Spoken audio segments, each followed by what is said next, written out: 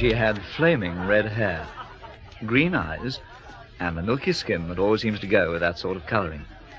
Her dress was green, too, what there was of it, and it clung to her figure like a wet bathing costume. Mark you, the dress had the right idea. It was the sort of figure anybody or anything would cling to, given the opportunity.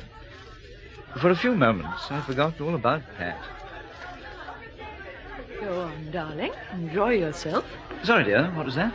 I would have said a penny for your thoughts, but they'd probably have needed censoring. No, I was just looking at Red Farley. Looking at her, did you say? You were practically licking your lip. Oh, rubbish. Matter of fact, I was thinking what a marvellous model she'd have made for somebody like Toulouse-Lautrec. With that colouring, I mean. Oh, yes. With that colouring, of course. Mind you, I always thought most of Toulouse-Lautrec's models wore clothes. Well, Red's wearing clothes, isn't she? Yes. But doing her best to disguise the fact. Meow. Well, David, you really were staring a bit. Oh, you're jealous. After all, she's our hostess. Must take a bit of notice of her. Here, have some more champagne. It's good. Hey, don't forget you're driving home, will you? No, I'm not. I ordered a taxi. Been to one of the Farley parties before. Well, I will say this. When they throw a party, they certainly do it in style, don't they? Uh-huh. This must have cost a tidy bit. Has Paul Farley got such a good job as all that? Oh, he's pretty well off financially, I think. Yes, but he's only a research chemist, isn't he? What do you mean, only a research chemist? Don't forget the Astronaut Foundries are big. Red Heeple's done a pretty decent screw, same as old Vic's his boss. Ah, yes, but Kratz is the kingpin so far as metal research is concerned. Even I know that. Paul's only his assistant. And Paul's got his various patents of one sort or another. Hugo Norston looks after those for him. They'll bring him in quite a packet, I expect. Well, if I'd got any patents, or a wife like Red, I wouldn't have Hugo Norston around to look after them. I can't stand him. Oh, he's all right. He's got fishy eyes, and he paws about with his hands when you're dancing with him. He's slimy, David. Ugh. Don't you go for that soft Nordic accent? I thought women liked it. Here's one that doesn't, thank you very much. A bit critical tonight, one way or another, aren't you? Now relax and enjoy yourself. I am. So I see. Anyway, our worthy host's heading this way. At least give the impression that you're having a good time. The next dance will be a ladies' invitation and ladies' excuse me dance. The ladies will ask the men to dance and may also separate couples on the floor and dance with the gentlemen of their choice. Now, don't be coy, ladies. Don't be shy. It may not be leap year, but this is your big chance. Oh, can't stand that band. They're too hardy for words. Oh, hello there, Paul. Enjoying yourselves? It's a heavenly party, Paul. I wish we had a wedding anniversary every week. One thing I'm pleased about, Red's enjoying herself. Oh, she always does at a party. That's what I love about Red. The fact that she's the hostess never seems to mar her enjoyment in any way. She always starts the party off in the right mood. Thank goodness. I might tell you I was worried. What about? About Red. She's been having frightful fits of depression. Really? Don't tell her I said so, but she's been scaring all of us stiff. Red? Depression? Oh, I can't believe it. She's the last person in the world, surely. So you'd think. But what would you say if I told you that twice I'd found her on the point of... Oh, well, let's forget it. This is a party. Oh, now, don't be aggravating, Paul. On the point of what? Oh, I shouldn't have mentioned it. On my mind so much, that's the trouble. Look, have some more champagne. No, thanks. Our glasses are full already. Look, what is the trouble, Paul? She was on the verge of committing suicide.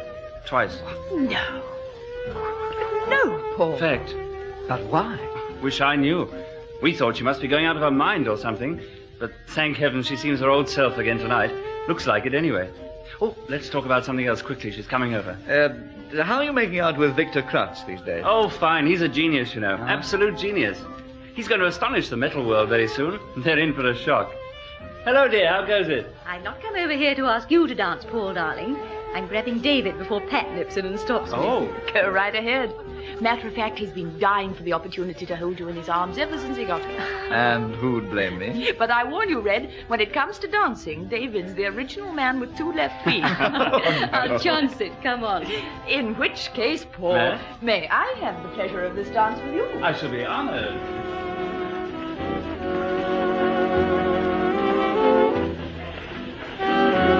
Well, Red, you look very ravishing tonight. Oh, you always do, but tonight particularly so. You say the nicest things. Mind you, this frock is one that was designed to please all the men and annoy all the women. I see what you mean. I bet there are one or two bitchy remarks being made about it all the same. Still, David, you're a jeweller. Oh, Lord. Damn. Sorry, not to worry. Go on. I'm a jeweller. Well, what's that got to do with the frock?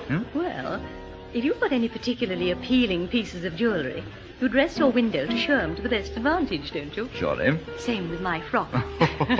Really, Mrs. Farley? And you, a respectable married woman? I don't know about a respectable married woman. A very worried one. No, I'm sorry about that. Look, let's go onto the terrace and you can tell me all about it, huh?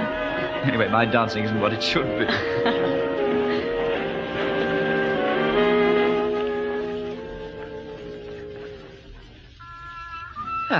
Now then, what's on your mind? What's your worry? No, David, you first. I gather you've something to worry about. Huh? Well, just now when I mentioned about your being a jeweller. Anything serious? Oh, no, I just remembered it's Pat's birthday the day after tomorrow. Don't tell me you'd forgotten it until now. Oh, no. As a matter of fact, I've had a gold charm bracelet made for him. One of our old chaps. He's retired now, but he made it for me. He's a wonderful craftsman. Oh, what are you worried about? Well, you see, I collected it today, and the old boy hadn't a jewel case to put it in. So he popped it into an empty cigarette box. Cigarette box? An old 100 carton. Just remembered that in the rush to get changed in time, I put it on the sideboard. Silly thing to do. Anybody could walk off with it. Well, your flat's locked, isn't it? No, that's the trouble. It isn't. Lock's jammed somehow, and I can't fix it. They mean to do something about it for days. Still, there's always the porter on duty. Oh, well, if the bracelet's in a cigarette box, it's probably safer than if it was in a proper jewel box. Oh, well, let's stop worrying about it. Now, what's on your mind? David, tell me. You've worked with the police once or twice, haven't you? Why, yes. Inspector James and I are very good friends. Why?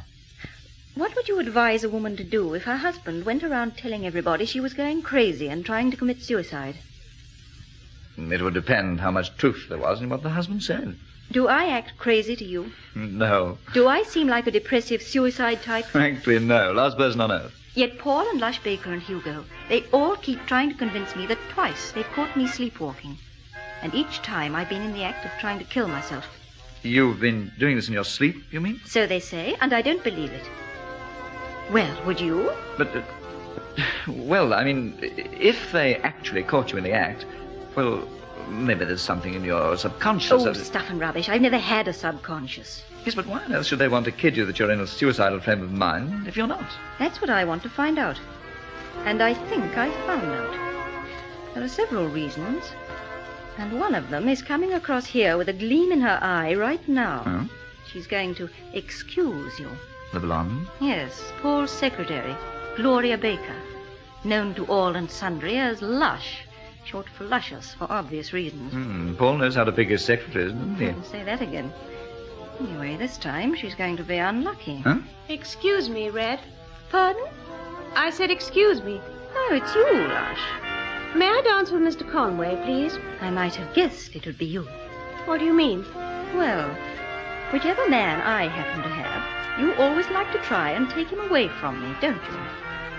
I don't think that's very funny, Red. Mr. Conway? Well, of course I'm sorry, Lush, but you'll have to wait until the next dance. I'm exercising a hostess's prerogative, and I'm not allowing Mr. Conway to be excused. I see. How very embarrassing for you, Mr. Conway. Later, then, perhaps. Naughty of you, Red. I can be a lot naughtier than that where she's concerned. And she's got Paul completely under her thumb. Oh, rubbish. Every wife always imagines her husband's having an affair with his typist. They think it's a sort of occupational disease with secretaries. Oh, don't try to kid me, my sweet. I lived too long. I was telling you, David, I'm worried. I honestly don't know what to do about the way Paul's acting. If he tells enough people that I keep trying to commit suicide, and then one day somebody does find me dead, well, people's minds will already be conditioned to the idea that I've killed myself. Whereas, in reality... In reality? What? In reality, Paul will most probably have done it. I want you to remember that, David. Don't ever forget it. I should never kill myself. Perhaps if anything should happen, you'll start the police investigations off on the right foot. Yes? You mean, however much it might look like suicide, it wouldn't in fact be suicide? No, David. It'd be murder. Come on, we better dance.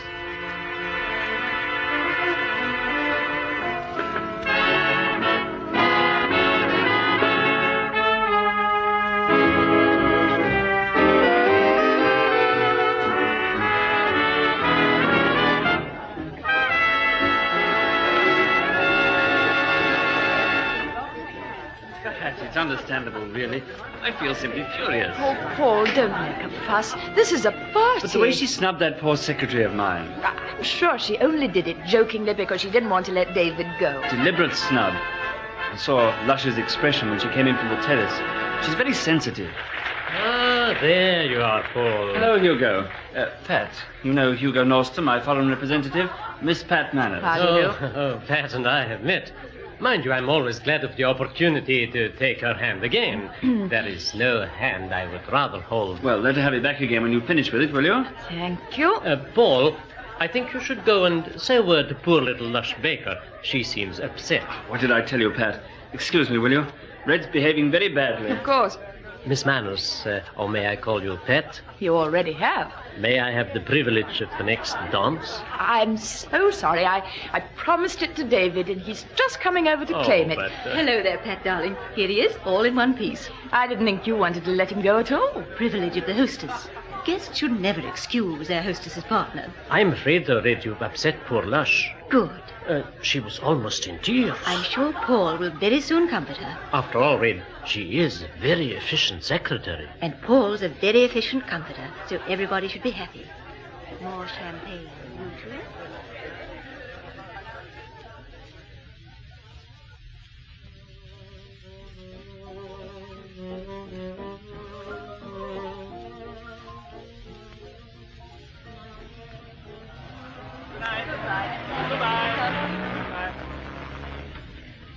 Well, good night, Paul. Good night, Red.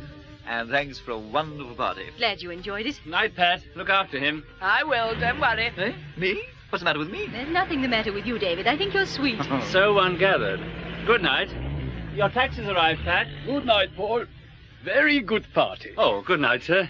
Awfully glad you could come after all. Better late than never, Good night, Red, my dear. You look tired now. You should rest more. Hark, who's talking? Red's right, sir. You're overdoing it. Most exciting stage just now, Paul, my boy. Can't leave the work alone. Then why don't you let someone help you? It is one-man job until we make the tests. Oh, Paul. Yes? Can I have a ride home with someone, do you think? I have ordered a taxi, but he doesn't come. I telephoned to the place, and it'll be 20 minutes, maybe half an hour. I cannot wait. Oh, just a sec, sir. David, Pat. Hello, what is it? You go Edgbaston way, don't you? Sure, why? Could you drop Mr. Kratz? Just off the Hagley Road, and not so very far, really. Why, of course. Be a pleasure. That's our taxi, that one in front. You say Pat's just getting in. That is most kind. Thank you, thank you. Good night again, Paul, and your so charming wife. Oh, good night, sir. See you at the laboratory in the morning. And don't make it too early. You worked late tonight. Research work is like a drug, Paul. Once it has got into your system, you cannot leave it. But take care for your good wife. She looks most weary. Good night, my dear. Good night, Mr. Kratz.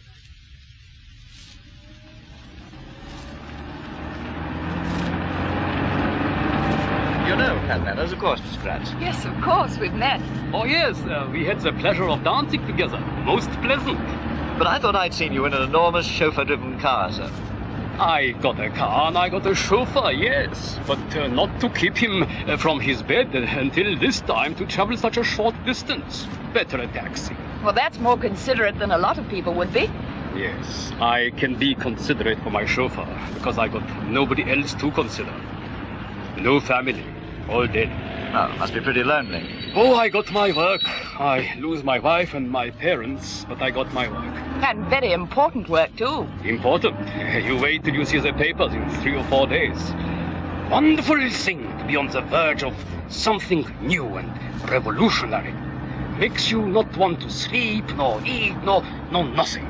Only for working all the time. Steady, or you'll overdo it. Then everybody will have to mark time until you're well again. You watch it, Mr. Kratz. Oh, I shall not overdo it. My work is better than a tonic with me. The next road on the left, if you please. The next road to the left, driver. You know something? Paul's wife, Red.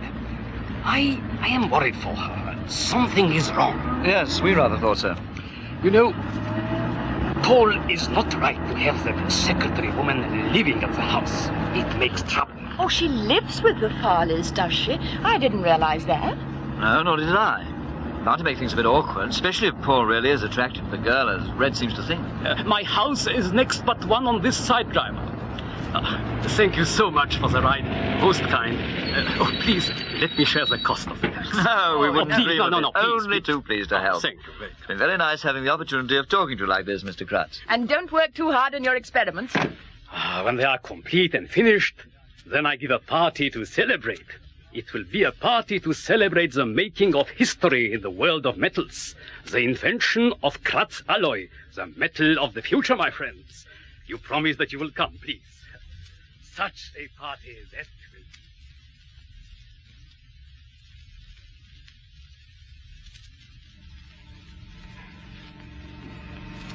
will... But all I was doing was trying to be polite to my hostess. For Pete's sake, be reasonable, Pat. Anybody would think I was having a mad affair with a woman. If you ask me, that's precisely the impression everyone did get. Complete and utter nonsense, and you know it. The trouble is, the champagne's gone sour on you, and you're taking it out of me. There's no need for you to get out on this floor. No, of course, if you're going to be childish about it. Well, your flat is on the floor above.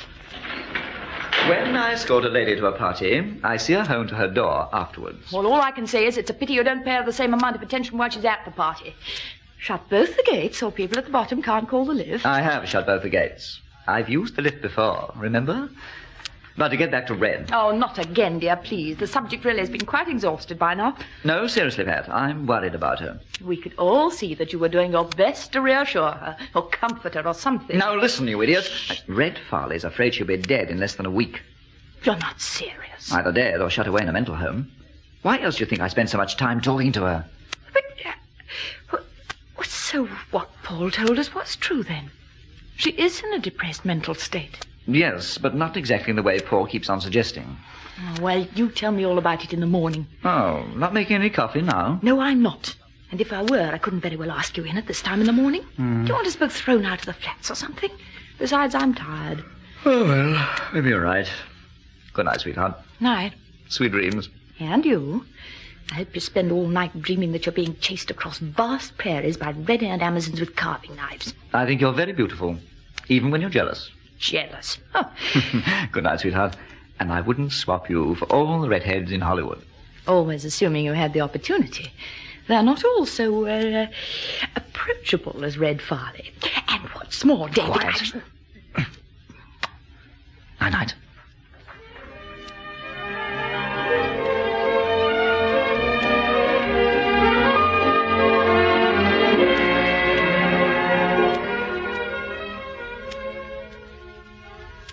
I fell into bed and virtually died.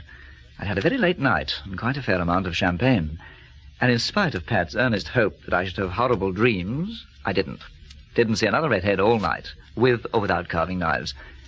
But somebody seemed to have the idea that I was entertaining a lady with red hair, and not just in my dreams. What the devil? Conway! Open up, confound you. Do you hear? Blessed divine, no. Oh, what now? Oh, dear. And about time, too. What the dickens do you want, and why... Hey, you might have told me you've got a lady with you. Excuse me while I put on a dressing gown. Morning, Miss Baker. Good morning. That's better. Now, what's all this about? You can't come here at 4:30 in the morning and wake the entire building. You'll get me slung out. Where's Red? I beg your pardon. Look, speak slowly, will you? I'm not very bright yet. What's going on? Switch on the electric fire, would you, Miss Baker? Drink, Paul? Look, Conway, let's stop fooling around. Where's my wife? How the heck should I know where your wife is? You live with her, not me. At least, that was the impression I got. Let me explain. Paul, Mr. Farley's too upset, and quite naturally. After all, his wife has been behaving rather oddly just lately, and this is just about the last straw, I think. And where do you come into it, Miss Baker, if that's not an embarrassing question? If you're just stalling for time while Red makes a getaway... Oh, stop talking like a fool. I saw Red last when she was with you, saying good night to everybody. Yet her car's outside. Outside where? Outside this block of flats. Just a little way down the road. You're sure it's her car? I do happen to know the number of my wife's car. Let me explain, Mr. Conway. Back at the house after all the guests had gone, there was something of a row. Oh, Red was unreasonable and very rude. To cut a long story short, she insisted on sleeping in the guest room. About 4 o'clock, Lush heard a car start up, looked through the window and saw Red's car going down the drive. She woke me and we found that Red had gone. We threw on some clothes, got into my car... And came here. Why? Why come here? We played a hunch.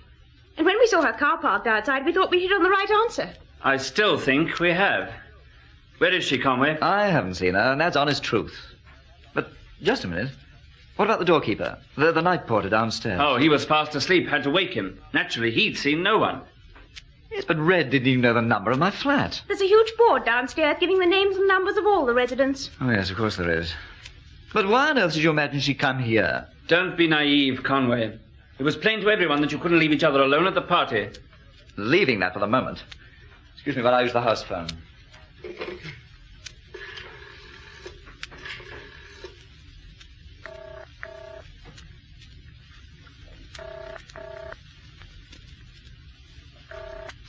Hello? Yes, who is it? No, Pat, David here. Oh, look, can't a girl... And now, just a second, Pat. Seen Red Farley?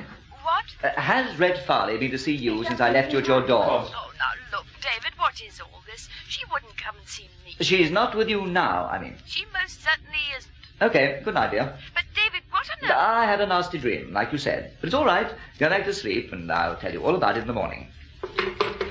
Oh, she's not with Pat. We hardly expected she would be. Oh, stop making ridiculous insinuations. Paul is a good chap. You must admit that going on circumstantial evidence, we had every reason... Miss Baker, I don't know what the code of behaviour among your particular set is, but neither Red Farley nor I are in the habit of conducting this sort of affair. Now, forget it. Well, really? No need to vent your spite on Lush. And tell her not to spill her nasty little mind over my carpet, would you? Obviously, Red's run off somewhere because you quarrelled, Paul. Where she's gone to, I don't know. If this sort of thing isn't new, it's happened before, it'll doubtless happen again. So long as husbands give their wives cause to run away. Now listen, Conway. Not I. I'm going back to bed. If you've got any sense, you two will do the same. But there's no one else in the house now. Red's gone. So what? I can't stay alone with Mr. Farley. There are dozens of hotels around. Birmingham's full of them. Paul, you're perfectly at liberty to search my flat as much as you like, but Red hasn't been here. I give you my word. Red has been in this room recently. What? Are you calling me a liar? I'm just saying that whether you knew about it or not, Red has been in here recently. What makes you so sure, Lush? I can smell her perfume. It's very faint, but it's there. It's some perfume I gave her for Christmas. It's called Danger. Well, I can't smell it. And even if the flat was smothered in the stuff, I still haven't seen Red. As I say, if you want to make a search... Oh, she'll have gone by now. Does this flat look out onto the main road? Yes. Then we can see from here whether her car's gone. Well? No. It's still there. In which case, all you have to do is park yourselves alongside it and wait for her to come back. Or, alternatively, go back home and sort the whole business out when she returns.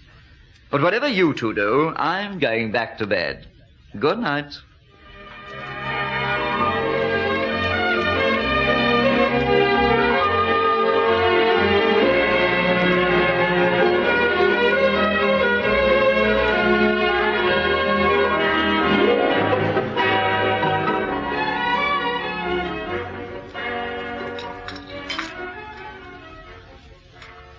I'll come away from the window for 5 minutes, Pat, and have a cup of coffee. I've had breakfast, thanks. At a respectable hour, too. Well, I had a disturbed night. So it would appear.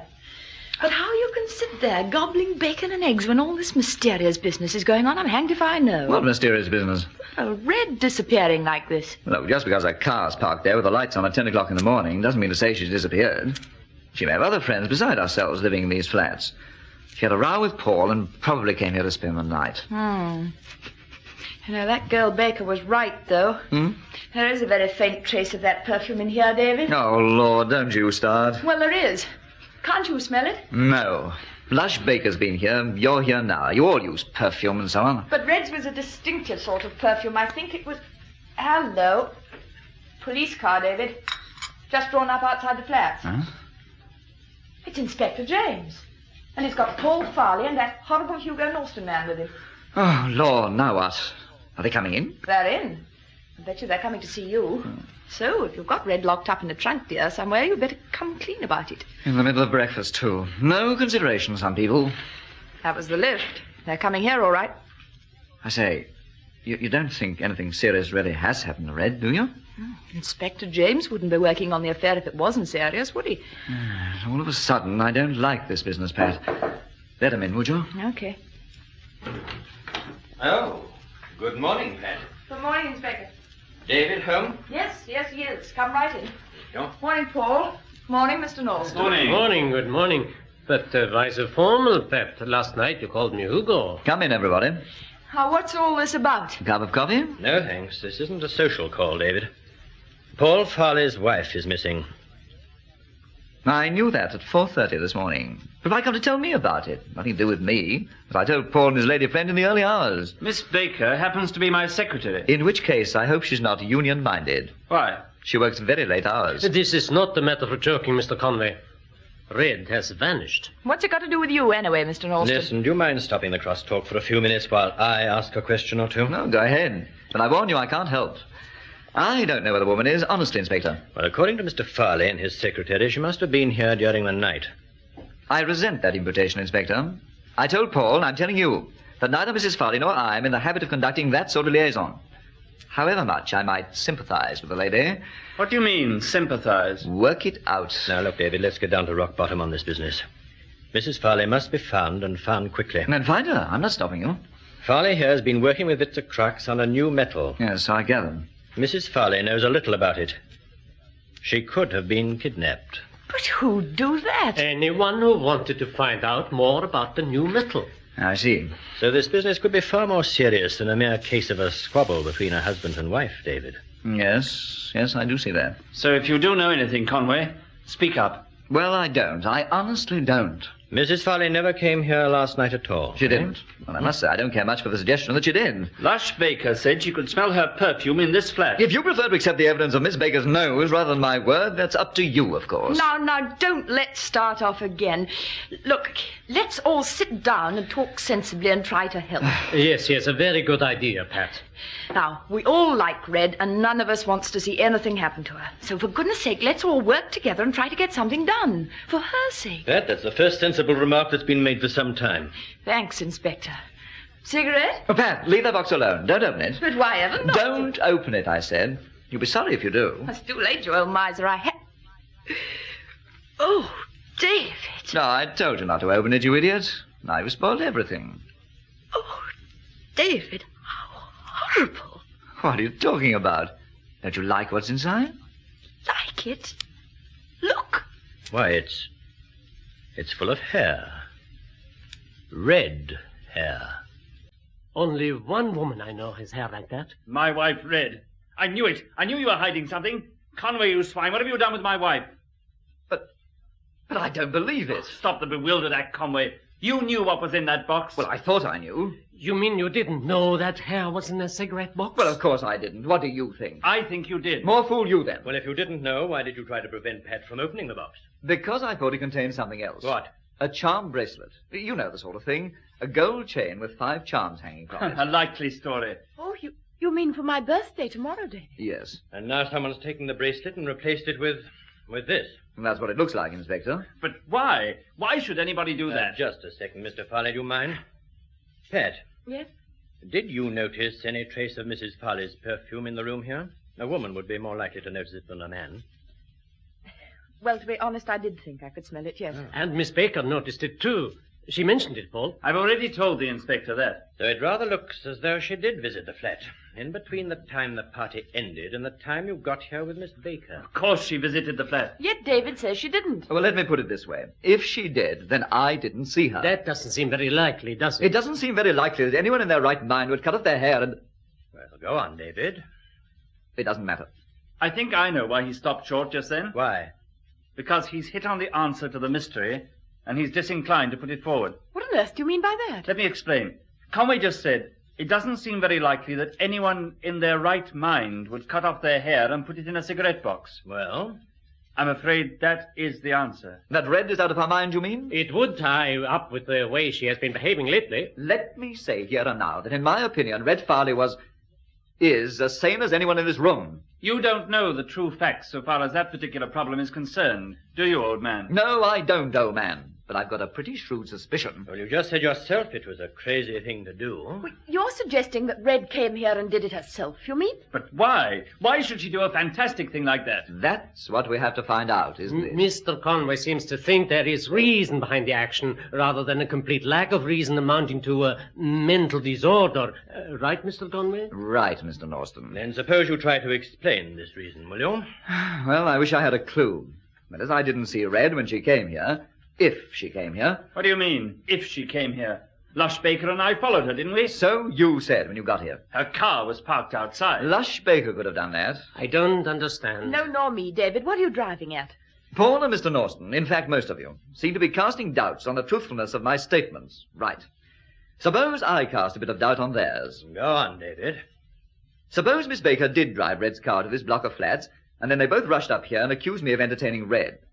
Suppose Miss Baker was using Red's perfume to establish her presence. Suppose, while I was phoning Pat at 4 o'clock this morning, they did a switch with the bracelet and the red hair.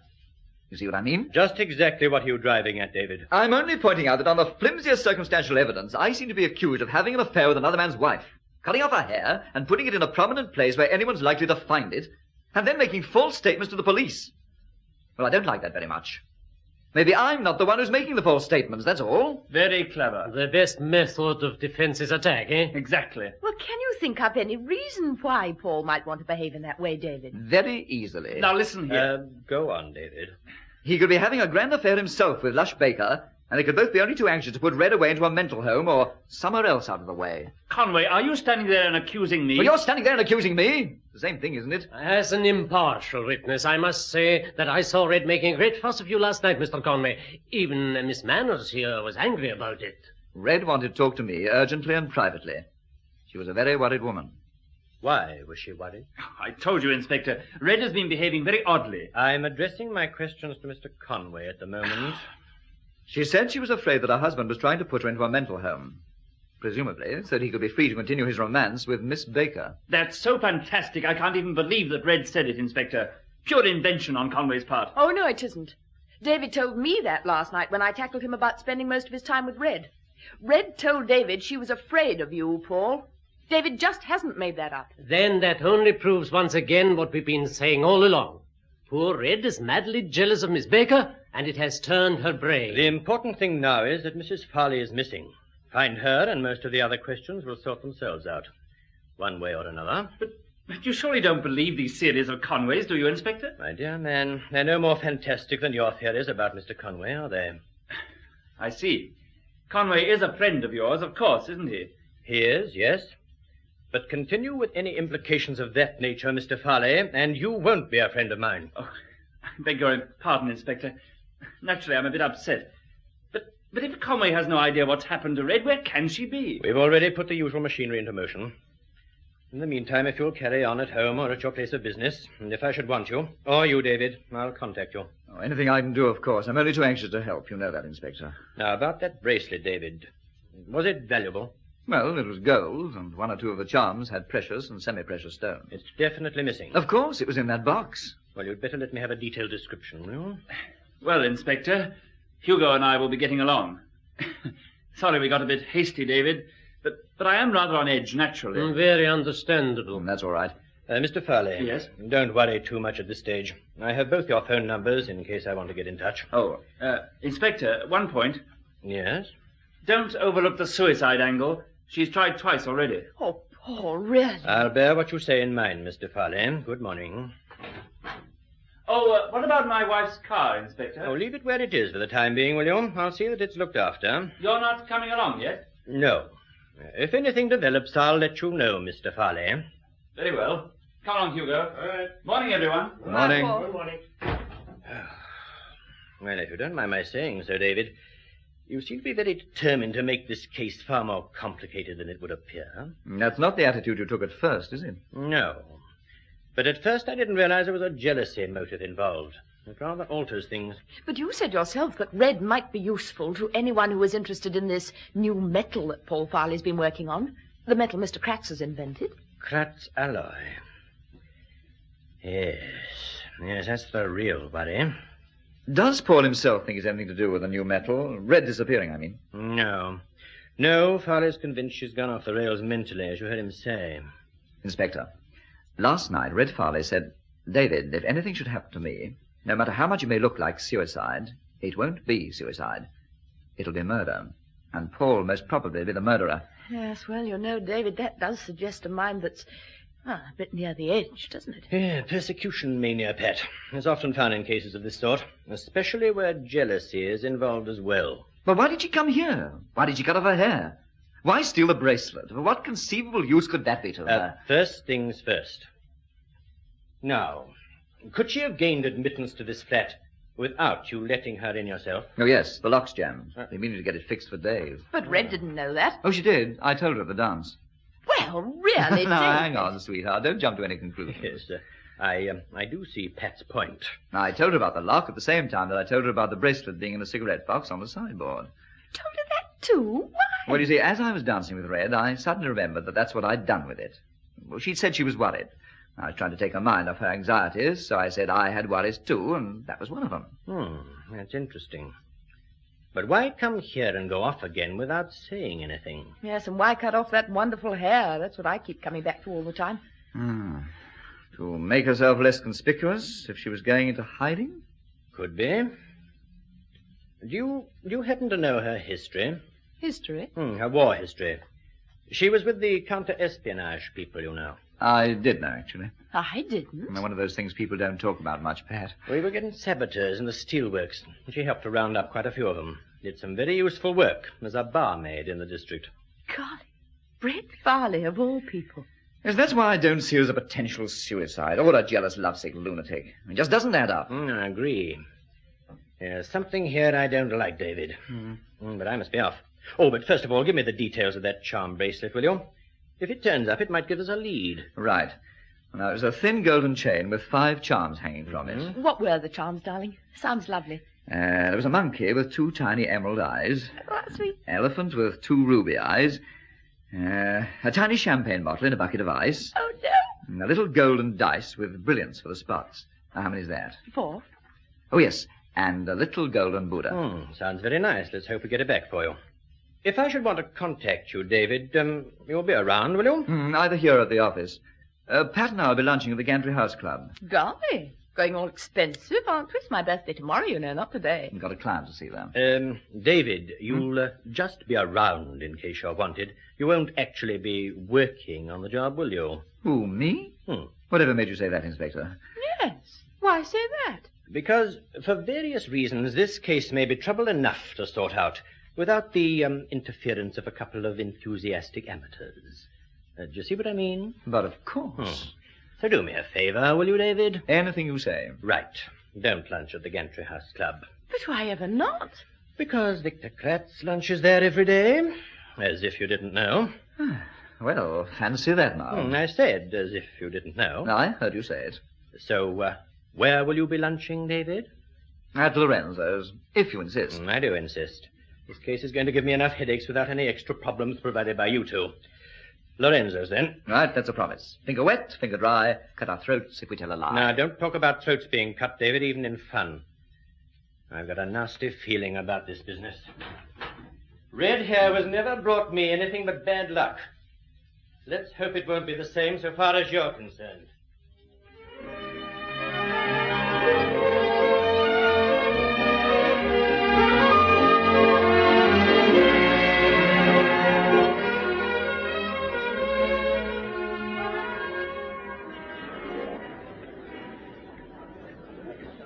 You know, David, I could easily have cooked something in the flat.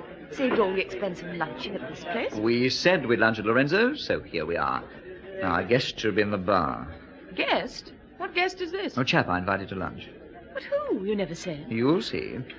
Ah, there he is, look, at the far end. Where? But... Oh, dear. Good morning, sir. Jolly good of you to come. Nice of you to ask me.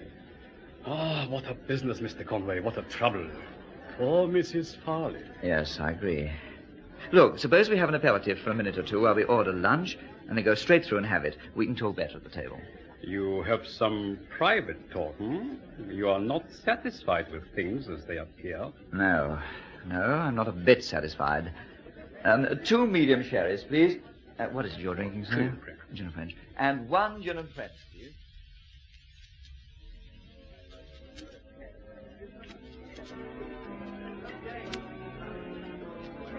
And so you see, I know the whole story so far, Mr. Conway. Do you think Red Farley is mentally unbalanced? Or that she's killed herself? As to that, I can only accept the judgment of those who are closer to her than myself. They have evidence... Which I, for one, can't accept. Then you must have a reason. And that reason being Paul's infatuation for the Baker girl, Yes, partly that. But Red surely wouldn't have the idea that Paul might kill her just because of his affair with Lush Baker. There must be something else. And this something else is why you asked me to lunch here at Lorenzo's with you. So? I just don't see how Mr. Kratz can be involved. Well, what I want to ask you is this, sir. Would Red Farley know enough about your new metal to make it worth anybody's while to kidnap her? Most decidedly not. Even if Paul himself were kidnapped, no one would be any wiser. It is I they must kidnap. All right, put it another way. Suppose someone approached you and offered you Red's safety in exchange for any information. What would be your reaction? I should be regretfully sorry for Mrs. Farley, but I should be unable to help. My new formula is worth more than one person's life. Even if they threaten torture and so on? It would not alter my frame of mind. What if they did kidnap you? I am an old man. Oh, you're not old. Let us say old in experience and in sadness, Miss Manners. The one thing I live for is the completion of my work which belongs to this country. No amount of persuasion would force me to hand over this work to anyone else. Rest assured of that. All of which makes it very doubtful that Red's disappearance has anything to do with Mr. Kratz and his new metal. Unless, of course, they think that Paul Farley might have the necessary information and be prepared to hand it over in exchange for his wife. Not much chance for that, I would say. Well, thanks very much, Mr. Kratz. And I won't spoil your lunch by asking any more questions. All your theories exploded, David? Back where you started? No, not quite. But they've narrowed down to one theory now. One theory that would fit all the circumstances and explain everything.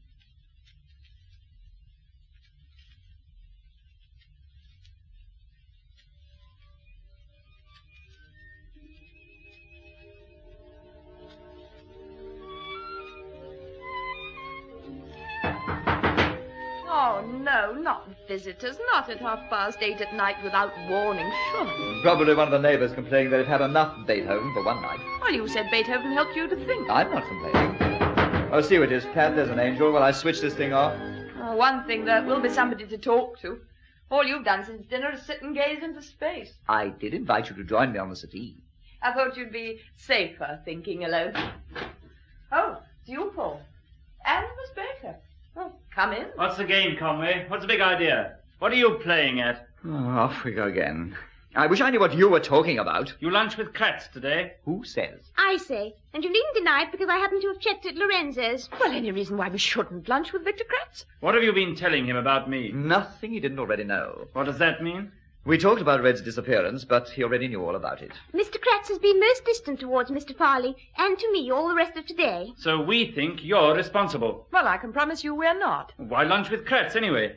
What has he got to do with anything that's happened? Nothing at all. Then why see him unless you're trying to turn him against me? Just as you tried to turn the inspector against me with your phony deductions. No, sit down for a minute and have a drink. We don't want to sit down, thank you. I was speaking to your employer, not to you, Miss Baker. Oh, Paul, All right, Lush, all right. Hold on a minute. Now, look, Conway. You said something at lunchtime to Victor Kratz, and as a result, his whole attitude towards me has changed. Why, he's almost suspicious of me. Surely not. How did you know we'd lunch together, anyway? I wanted to contact Mr. Kratz at lunchtime, and I tried the Gantry House Club. Then his secretary told me he was lunching at Lorenzo's. With you. Anyway, you must have said something. Kratz's whole attitude towards me has changed in a few hours.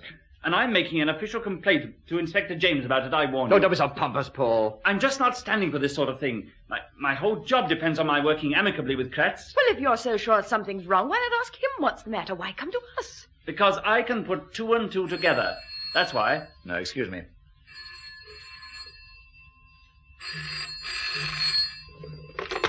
Hello? Hello? Who's that? Conway is speaking. Conway, eh? This is Johnny Johnson. Johnny Johnson? Well, who are you? I keep a pub near the Iron and Steel Works. Ask anybody. They'll tell you where Johnny Johnson's place is. Yes? Well, what can I do for you? I'm doing something for you. Like to see a little gold elephant with 2 ruby eyes? A little gold elephant? Why, yes. Yes, I would. Thought you might. Why not come and collect it? Where did you get it? Who gave it to you? Suppose you come across and have a little chat, eh? Johnny Johnson's pub. Everybody knows it. All right, I'll be there in half an hour. I'll be waiting. Well, I'll be... What do you make of that? Gold elephant? A little gold elephant? Why, that's one of the charms from that bracelet. The one Red exchanged for those locks of hair. That's right, Paul. But, David, who's got it? Johnny Johnson, whoever Johnny Johnson is, he keeps a pub. Everybody knows Johnny Johnson's pub. It's by the works. Has he got it? The gold elephant, I mean. Well, it seems like it. Then what are we waiting for? Bring your car and follow ours. Well, we could all go in one car for that matter. Oh, better bring yours. Lush and I will probably be going into the works afterwards. And in any case, we shouldn't be coming back this way. Of course, we'd hate to interrupt anything, naturally. Come on, David, don't sit there thinking. This is exciting. We might be on Red's trail at last. Sure, I'm coming. All right, let's go. Tell the hall porter to phone the police and leave a message for Inspector James to let him know where we are. I'll get my hat and coat. As you say, Pat, this could be exciting.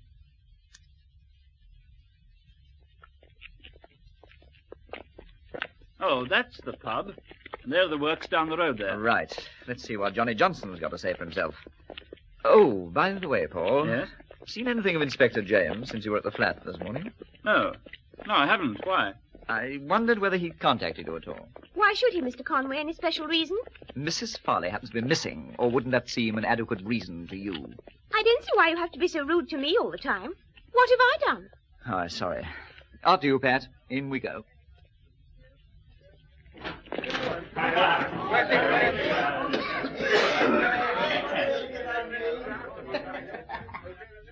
We're being inspected by the regulars. Don't take any notice. Oh, let me get these. What do you have? No, this is my shout. I'm the one who dragged you out here. Evening, ladies and gents. Evening. What can I do for you? Paul, Miss Baker? Oh, scotch, please. Lush will take gin and tonic, I expect. Yes, please. Lots of tonic. Yes, that'll suit me, David, too, please. Right. 2 scotch and 2 gin and tonic, please. Thank you, sir. Coming right up. Oh, hello, Joe, lad. You ready for another? Find a mix, Johnny. What about your mate? Not this time, he says. Sure? Just asked him. Definitely not this time, he says. I'll bring yours over. Hey, don't matter, I can wait. Evening, apiece. Good evening. Strangers in these parts? From Brum. Not too far away, really. Brum? Huh. I'd be another country. Different as York she, so far as the black country's concerned. That's right, Johnny, eh? Right enough, Joe. Here you are. Here's your pint of mixed. Tell your pal I know just how he feels. Too many in one night can give you an awful headache. My oath. Johnny. I'll finish me game of dominoes with old misery there. Got hangover, he has. Party last night. Bloke getting married. Poor perisher. That's nothing to have a party about. I could have told him that. Slavery, that's what marriage is. Slavery. And there you are, sir. Ah, good. 2 scotch, 2 gin and tonics. 8 shillings altogether. Soda or water on the table there. Thank you. My name's Conway. David Conway. Oh, yes, sir. Pleased to meet you. You're Johnny Johnson, aren't you? That's right, sir. That's me. Well, you phoned me half an hour ago in connection with a little gold elephant, remember? I beg pardon, sir. Come again. About half an hour ago, you phoned me in connection with a little gold elephant with 2 ruby eyes. Not me, sir. But you're Johnny Johnson. Lots and lots of Johnsons about. Very common name. Hey, Pat, Paul, here a sec. What did we come here for? Because this chap phoned you. Yes, what about? About the gold elephant. No, sir. I'm very sorry, but it wasn't me. Oh, Johnny Johnson's pub near the Iron and Steel Works. That's you, isn't it? That's me, all right, but I never made any phone call. I've been serving in the bar all night. Ask anybody. Look, I can even recognize your voice. Nothing particularly unusual about my voice, sir. Somebody's been having you on, I reckon. You mean you know nothing about any gold elephant? But that's ridiculous. Well, if anybody should know, he should, shouldn't he? Thank you, miss. I'm sorry about all this, but it looks like a practical joke to me. Some people have got a funny sense of humour. Ever meet anybody with flaming red hair? Red hair and green eyes? Ever see a woman like that in this pub of yours, Mr. Johnson? Not since the war, sir. During the war, we had a barmaid working here, name of Railton, Red Railton. We called her Red because of her hair, you know. Railton was my wife's maiden name. Get away now, sir. We got a picture of her behind the bar here, look. There she is. That's Red, all right. She's vanished, Mr. Johnson. She's what? She's missing. Why, that's bad, sir. Always such a bundle of life, Red was. Great favourite with the regulars here. I hope nothing's happened to her. Anything I can do to help? Well, we were hoping you'd be able to help us because of the phone message. Ah, that's a mystery and no mistake, that is, sir. Funny they should mention this very pub. Anyway, you've not seen her and you know nothing about a little gold elephant. Nothing at all, sir. I'm sorry. I only wish I could help. But if you do find Red, tell her Johnny wishes to be remembered very kindly to her, will you? Yes, sir. What's yours? Stout bitter, please. Very good, sir. 1 bitter, 1 stout. So where do we go from here? Oh, home, I suppose. No point in sticking around. Of all the disappointments, I really thought we were on to something. Can't understand why we got the phone call, can you? I mean, of all the places to suggest we should come, this very pub where Red used to work. Now, whoever made the phone call must have known that. There must be a connection of some sort. I don't get it. I really don't get it.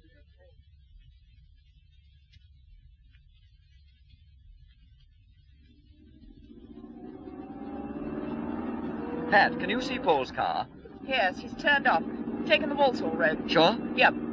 Going back to the pub? You bet. Thought you would. That chap, Johnny Johnson, was lying. You think so? Certain of it.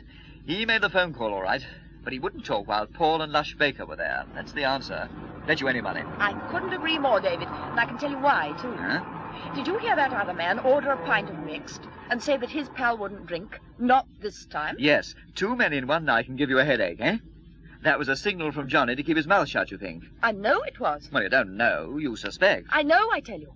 Come on, David. Quick, let's get back there before it's too late. Well, I'm turning as quick as I can. Hey, mind, there's a car coming. Watch it, David.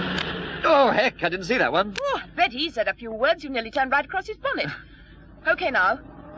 Now, what's your little hunch? Wait till we get back to the pub. I noticed something you didn't. And I noticed something you didn't. You know the little gold elephant? Yes. How did Paul Farley know anything about it? As soon as I mentioned the words gold elephant, he knew exactly what I was talking about. How? Well, you told him this morning. Oh, no, I didn't. I told the inspector after Paul and Norton had left. Of course, that's right, so you did. And Paul hasn't seen the inspector since because you asked him. Now, that's odd. Very odd. Yes, but I know something that's even odder. Step on it, David. We might be too late.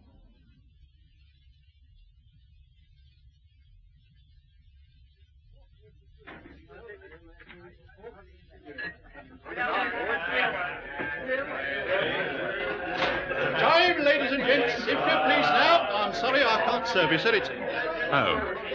It's you two again. The name's Conway, remember? And this is Miss Manners. Well, of course I remember. I've been expecting you. You have? Come on through into the living quarters. Good. Carry on clearing them out, George. It's past time. This way, Mr. Conway. Now then, where were we? It was you who phoned, wasn't it? Correct. And you've got the little gold elephant? Correct. And you know where Red Farley is? Correct again, David. What makes you so sure, miss? Because a quarter of an hour ago in your bar parlour, there was a man sitting playing dominoes. He refused to drink because he'd got a hangover. He was holding his head, so I couldn't see his face, but as I went out, I saw his eyes. Oh, you did? Yes. They were bright green. What? It wasn't a man at all. It was Red Farley disguised as a man, correct, Mr. Johnson? Correct, Miss Manners. Where is she now, then? Try the room down there, first on the left. Ah, so you were right, Pat. Well done. Oh, now then, Red, why on earth do you... But I don't understand. Is this a joke? What is the matter, Mr. Conway? You looking for somebody, maybe? What's wrong, David? Isn't Red there? No, only Victor Krutz. I don't get this at all, sir. What's going on? I'll leave you to it, Mr. Kratz, sir. I'll be clearing the pub if you want me. Thank you. Please shut the door, Mr. Conway, and sit down. But Mr. Johnson said we should find Red here. Do you know where she is? You see this envelope? There is an address on it. And inside the envelope, for you, I think, Mr. Conway. The little gold elephant. Thank you. Here are, Pat, the first installment toward your birthday bracelet. But I still don't understand. I'm sure Mr. Krutz has an explanation for us. I must say, sir, you were the very last person I expected to bump into here. I came here as you did, from the result of a telephone call. This Johnny Johnson phoned and told me if I came here, a certain young woman would have some vitally important information. Our friend Johnny Johnson has a sense of the melodramatic, it seems. Like yourselves, probably, I thought at first it might be a joke. However, I duly arrived here a few seconds after you had left. Did you see Red? Unfortunately, no. According to Mr. Johnson, the arrival of her husband and Miss Baker so alarmed her that she left at once. Leaving an address where we might find her. So it would appear. Oh, dear. Mr. Kratz, what do you think about it all? I wonder whether maybe our friend Paul is right. Maybe the poor lady is, not quite... Excuse me, but I wondered if you might be wanting a drink before I shut the bar. For me, no, thank you. Nor us, thanks. No, thank you. We'd better get along to this address. Do you know where this house is, Mr. Johnson? I should. It happens to be my property. Maybe you can tell us more than anyone about Red Farley's activities. Maybe. Then, Mr. Johnson, for her sake, and for the sake of a great many more people, perhaps you will be good enough to explain what lies behind this rather unpredictable behavior of our friend. I'd rather she did that for herself. Do you know what's behind it all? She's hinted at one or two things. She worked with you during the war, I understand. That's right. So that you probably know her better than most people. I did in those days. What, do you mean she's changed? Put it this way. I can't understand the Red I used to know ever cutting off all that lovely hair and disguising herself as a man. When you say she's changed, do you mean she's, well, a little unstable? I wouldn't like to say. She never used to be anything but sane and sensible. But now you have your doubts. No, I think she's all right. Speaking personally, I think there's nothing more than a bit of commoner garden jealousy behind all this. It does make things very difficult. One hardly knows what action to take next. Well, I think the best thing we can do is try and see her. Yes, I agree. That address she's given you is a bit of property of mine. The house is empty at the moment, just about to sell it. She wanted somewhere quiet. You don't mean to say that Red's living in an empty house? No. She'll tell you all about it when she sees you. Joe's looking after her, the chap who was in the bar with her. You coming, Mr. Kratz? I feel I must. But look, if anything should turn up so that they try to stick her into some sort of nursing home or institution, well, don't let them do it. Me and the missus will take care of her. She knows us. She'd feel at home here. Well, that's very good of you, Mr. Johnson. Somehow I don't think it'll be necessary. Because I'm still convinced that Red is in possession of all her senses and is acting intelligently. I'm convinced. That's the spirit, sir. With a few pals like us round her, she'll be all right. Don't you fret. Now then, let me tell you how to get to this place. It hasn't been empty more than a few days. I'll let you have the key. When you go out of the pub car park, you turn sharp right.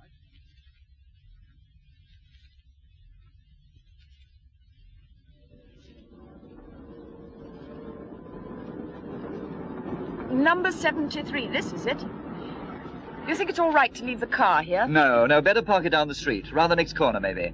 Don't want to be too conspicuous in case... In case what, Mr. Conway? I don't honestly know, sir, but this whole affair is getting curiouser and curiouser all the time. You see, what I don't like about this business is, as I was telling Pat, the fact that somehow Paul Farley knew all about the gold charm bracelet and knew at once just what the little gold elephant was. Yet we didn't tell him, and the inspector didn't tell him. Hey, just a second. Look, Mr. Kratz, when we lunched with you, we told you what the charms were on the bracelet because you were interested. That's a thought, sir. Did you happen to mention the bracelet to Paul when you were talking to him? No, Mr. Conway. Matter of fact, I spoke very little to Paul Farley following our meeting at lunchtime. Yes, Paul and his secretary noticed that fact. They blamed us for it. Ah, well, this'll do, I think. Now, let's see what the lady in question has got to say for herself.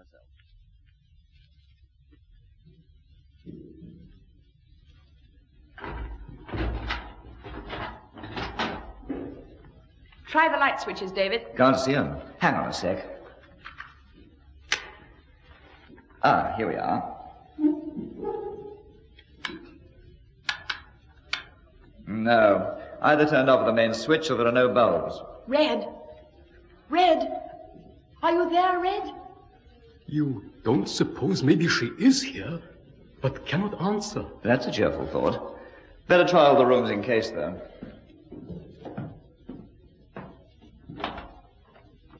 Nothing in here. There's a room at the back, and what looks like a kitchen, David. Can't think why the Dickens Red is so anxious to keep herself hidden. Oh! What an odd thing. An empty house, yet still connected by phone. Probably a wrong number, or someone who didn't know the people had moved out. Soon see, anyway. Hello? That you, David? Red? Red Farley? Yes. You mean it's actually Red? My goodness. David, it is you. Yes, sorry, Red. Just getting my breath back. A bit of a shock. Now, what on earth is all this about? Mr. Kratz is with you, isn't he? Yes, he's here. Do you want to speak to him? But just a minute. Where are you, and why haven't you met us here as arranged? I'm speaking from a call box. I didn't stay at the house because you've been followed, David. Followed? There are two men outside the house waiting at this very minute. Probably my husband and Hugo Norton. But what's going on? Oh, I know everybody thinks I'm raving mad, David, but you must trust me and help me as much as you can. What do you want us to do? There's a big circus on the waste ground near the Astron Works, about half a mile along the main Walsall Road. Yes, what about it? The last performances finish at about 10:45. Can you come along there, David? Mingle with the crowds, and I'll pick you up somewhere near the main entrance. Yes, but why all this secrecy? Cutting off your hair, hiding like a criminal. It's such a mistake, Red. People think... Yes? People think what? No, nothing. People think it proves I'm crazy, you mean? Well, you said it, not me. Listen, tell Victor Kretz the reason I'm doing all this is because I'm afraid for my own life and for his. But, Red, the police will... The police are firmly convinced that I'm crazy, thanks to Paul. Whatever happens, make sure Paul or the police don't follow me. Well, you're surely not scared to that extent. I don't want to die yet, thanks. But one further word to Kretz. Tell him that someone else has already been notified in detail of all his research work up to Formula AX3. Just tell him that. It'll be enough. See you later at the circus. But Red... Oh, she hasn't rung off. She has, you know. What did she say? What explanations? Couldn't you hear? No, it was distorted to me. You hear what she said, Pat? Some of it. You know, David, I'm not sure whether Red... Quiet a minute. Somebody coming. Nobody knows we are here except the man Johnson. Red said we were being followed and watched. With this type of lock, they won't be able to force their way in without a key. Well, whoever it is, they're not stopping. Probably a policeman. But she did say we were followed. That's why she didn't stay to see us. She's frightened to death of meeting Paul. But what exactly did she say? Why did she want to see me? Well, let's get out of this place first, sir. Then I'll explain. There are French windows in this room at the back, David. Maybe we could get out that way if they're watching the front. Why not walk boldly out of the front door? Are we thieves and criminals and we should use back doors? No, sir. But from what Red told me on the phone, I think it might be wiser. Yes, we can get through these French windows, David. The point is, where are we when we're through the French windows? Still may have to come round to the front of the house. Worth trying, though. The key's there? Yes. For myself, I would prefer to hand the matter over to the police and leave things with them. I do not like this. I have a message for you, sir, from Red. Might alter the complexion of things as far as you're concerned. A message? In what connection? In connection with Kratz alloy. What has she to say? Tell you all about him when we're back in the car. After you, sir. Like thieves in the night. Shh, quiet a second. What's wrong? Thought I heard something. So you did, my dear. What is happening? I do not understand. Looks as though Paul Farley and his friend Mr. Norton were waiting for us. Get back into that room. Who do you think you're talking to? I'm talking to you. Paul, please, would you mind to explain? With pleasure, Mr. Kratz. Paul's quarrel is not with you. Oh, no, of course it isn't, sir. But these people have gone a bit too far this time. They're staying here until the police arrive. I shall please myself what I do. I'm ready, David, if you are. You go look after the girl, will you? Gentlemen, please. It's no use trying to argue with these two, sir. Inspector James is on his way down to this district. I'm determined to keep them here until he arrives. For what reason? Several reasons. But principally because I want to know where my wife is. Conway knows he's in touch with her, but he refuses to help me and the police to trace her. Not without very good reason. We'll see about that. Now then, are you going to wait here quietly until James comes, or do we have to get rough? I'm afraid I can't stay. I have an appointment. Look, Conway, you've been leading me a hell of a dance ever since Red disappeared. Just what your object is, I wouldn't know, but I've had enough. Hugo, phone through to that pub. There's a phone in the other room, and leave a message that we're all here. Oh, come along, Pat, and you, Mr. Kratz. We've no time to waste here. Do you not think it would be better to wait for the police and place everything in their hands? Much better, sir. That's exactly what we propose to do. I didn't want to be melodramatic, Conway. Paul, have you gone mad? Put away that gun, or there might be a dreadful accident. Well, Conway and his lady friend are staying right here until the police arrive. Sorry, sir, but if they won't cooperate one way, they must be made to do as they're told another. It's one thing to produce a gun, quite another to use it. Mr. Conway, please, don't provoke Paul. I'm not provoking him, sir. I just haven't time to hang around. Are you coming with us, or are you staying here? I think we should see the police. See you later, then. Come on, Pat. Don't worry, he won't shoot. It'll be cold-blooded murder. I don't think even Paul's got around to that yet. I warn you, Conway. Oh, stop playing cops and robbers. You're a grown man now. Hugo, stop him. Don't let him walk past you. Now, look, Conway, and you, Miss Manders... Let go my arm. Do you mind? You're completely in the wrong. I refuse to let you go until... Oh, golly, David, that's done it. Mr. Conway, have you gone mad? I call it a witness, sir, that Conway resorted to violence. David, be careful. Let go. Let go. Oh, my wrist. I didn't want to start all this. Your idea. Here, Mr. Kratz, you better keep this gun. Be safer with you than with Paul. Thank you. And when he's finished nursing his wrist, ask him how he knew there was a phone in the front room of this empty house, and how he knew it was still in working order. I'll be intrigued to know the answer. See you later. Come on, Pat. Let's go.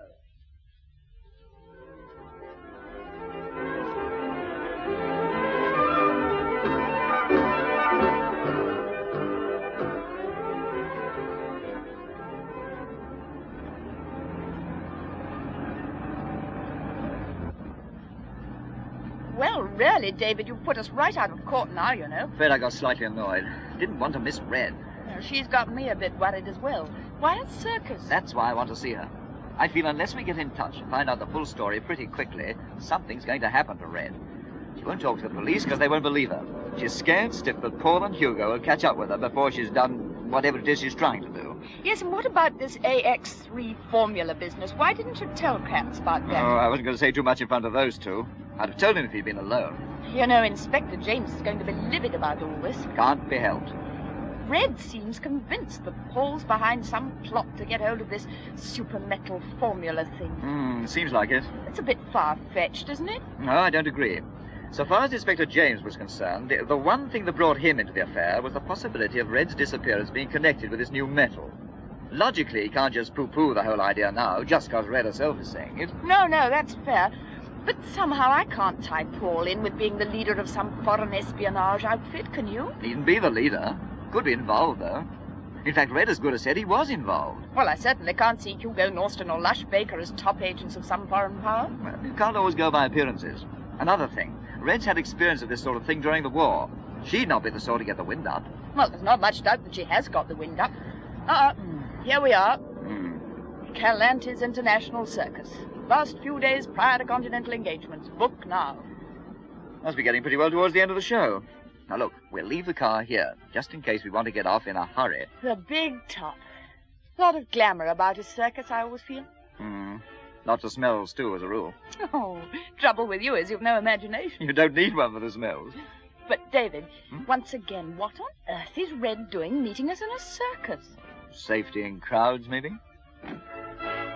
What do we do now, I wonder? Go in? Well, it's not worth paying to go in. Show's practically finished. There's nobody in the box office. Look, shut. Well, in that case, let's just drift in and see what happens. She said she'd look out for us somewhere near the entrance. Talk about looking for a needle in a haystack. Well patronized tonight, isn't it? Huh? Oh, yes, well patronized. Evening. Can I help? I know that voice. In what way do you think you might help? Oh, I never know. Thought maybe you was looking for somebody. Could be. Somebody with red hair, say? Again, could be. David, this is the man who was with Red in the pub. Ah, yes. Joe was the name, wasn't it? Joe it is. Christened Joseph after me dad. Where is she? Waiting for you. She said she'd be here. Too risky. Why they want to do folks coming along that she wasn't expecting, like, see? Same as at the pub. No, not this time. You see that small tent over there? Yes. Well, that's one of the daytime sideshows, and it's not in use at the moment. She's in there. I see. Thanks. You have a pint for your trouble. Ah, spoken like a gent, sir. And if anybody else should come snooping around, I ain't seen you. Nor Red, for that matter. Tell me, Joe, can you see any reason for all this tremendous secrecy? Me? I wouldn't know. I just do what I'm told and ask no questions. You connected with the circus in any way? I don't think I made myself clear, sir. I don't never ask questions, and I don't never answer none neither. Not unless I has to. Okay, fair enough. Come on, David. I only hope there's nobody waiting with a knife. If there is, you'll probably have more idea of how to use it than Paul had with his revolver. Yes, I thought you were a bit rash the way you stepped across to him. Frightened me to death. He hadn't put off the safety catch. Oh. Don't think he even knew the gun had a safety catch. Obviously not trained in the schools, the best type of film thriller. Let's go in, shall we? Now, careful, David. Anybody home? There is someone here, David. Look, far corner. Who's there? David and Pat. At last. Well, Red, you've given us 1 or 2 heart attacks in the past 24 hours. Now, what's going on? Oh, Red, just look at you. All that beautiful hair gone. Oh, that doesn't matter. It'll grow again. Providing I've still got a head for it to grow on by the time we're through with this lot. Where's Paul? We're waiting back at the house for the police. You're sure? No chance of him showing up here? Oh, he doesn't know we've come here. Incidentally, Red, why have we? Why a circus of all places? Because I'm hiding out here in one of the caravans. Friend of Johnny Johnson's. Not Joe, the character we just met at the entrance. Oh, no. One of the circus artists, Bella Damati. How on earth did you get to know her? Oh, I went to Johnny for help. Asked him to hide me. He thought I'd be safer with Bella. Didn't think people would look in a circus for me. What happens when the circus moves on to its grand continental tour? Well, this business will be over by then. It's planned to finish immediately following Victor Kretz's final experiments. They're due to take place any minute now. You know, the new wonder metal, Kratz alloy. Now, suppose you start at the beginning, Red. Remember, Paul's giving people the impression that you're off your rocker. David, I'm deliberately being frank, Pat. Because cutting off your hair and dressing as a man and then hiding in a circus caravan with Signora Bella Damatti, well, it looks a bit out of the ordinary, Red. But of course it is. Now listen, David. That new metal of Kratz is a great advance in metallurgy. So I gather. It is. I've taken the trouble to find out. You've heard of titanium? It's a sort of super element, isn't it? It's a big advance on any of the other known metal-type elements, and it's used a lot in the processing of modern metals. Well, this new Kratz alloy is a big advance on titanium. That means that it's of terrific importance. So important that other countries may be interested? I don't know who's interested, but somebody is. And Paul and Hugo Norston are working with this somebody against Kratz. Have you any proof? You don't believe me? Well, I mean, Paul's been working with Kratz, hasn't he, Red, for a long time? Not long, really. Let me explain. What little I know about the new metal, I know because I've listened to Paul talking about it, with Kratz, with Hugo, and with Lush Baker. I've no technical knowledge myself, but I gather it has quite phenomenal possibilities. Kratz even told us that. Well, a few days ago, I was going to the pictures. Paul had a conference at the house that evening, and I was going out of the way. Mm-hmm. At the last minute, I had a cracking headache and went to bed instead. Paul didn't know. About 8 o'clock, I felt a little better and came downstairs. Paul and Hugo were talking. You mean you eavesdropped at the door? Yes. Why? What made you suddenly take an interest? I heard Paul say, Kratz must be whisked away immediately the metal has been secretly tested and before any results or details can get out. Then Hugo Norston said, that's already been arranged. Paul then said, they realize that my knowledge can only carry them as far as Formula AX3. Norston said, they already have all that information. It's been passed on. And they await the next stage, the final stage. Is this true, Red? It sounds incredible. I swear it, David. Then Paul said, the final tests will almost certainly be overnight, and the metal itself tested in the early hours of the morning. We must find out the precise formula details of the additive which Kratz will put into the alloy when the process reaches the carbon arc furnace stage. What the deuce does that mean? I don't know, but that additive, whatever it is, plus the information about the temperature at which it's added, is the crux of the whole thing. Oh, I know it sounds crazy, me standing here in a circus tent talking about metal technology, but I wouldn't make all this up, would I? Oh, I couldn't. All right, then what? Then the doorbell rang, and I had to dash back upstairs. Red, when did Paul find out that you'd stayed in that evening? Not till 2 days later. You see, they all went out later on. It was quite natural for me to be in bed and asleep when Paul returned. Yes, of course. Then he asked me about the picture, and I said I'd not been. I'd stayed in. He really began to frighten me from that stage onwards. He suspected something. I don't know why, but he did. So you ran away? I thought I could find out more by lying low than by staying at home with Paul.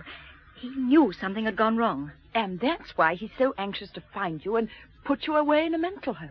If he finds me, Pat, I shall be put away, but not in a mental home. I shall be found dead in circumstances that look like suicide. But he won't take any chances now. Or rather, if he would, the people who work with him won't. Not with what's at stake. So you contacted Johnny Johnson. Was that wise? I tried to contact you first, but you were dead asleep after the party. And before I could wake you, I heard Paul's car draw up outside. I'd already cut off my hair, so I did the switch with the bracelet. Sorry about that, Pat. Oh, by the way, here's the rest of it. Oh, thanks. I thought you might guess what had happened, David. But where do we go from here, Red? You must tell Kratz. Tell him all I've told you. That's Joe.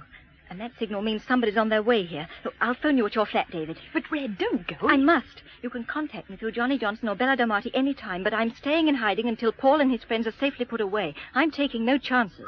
The police will protect you. Sure, in a padded cell. But don't forget to tell Kratz. Whatever you do, tell him. I'll go out the back way. But what do you make of it all, David? Blessed if I know, Pat.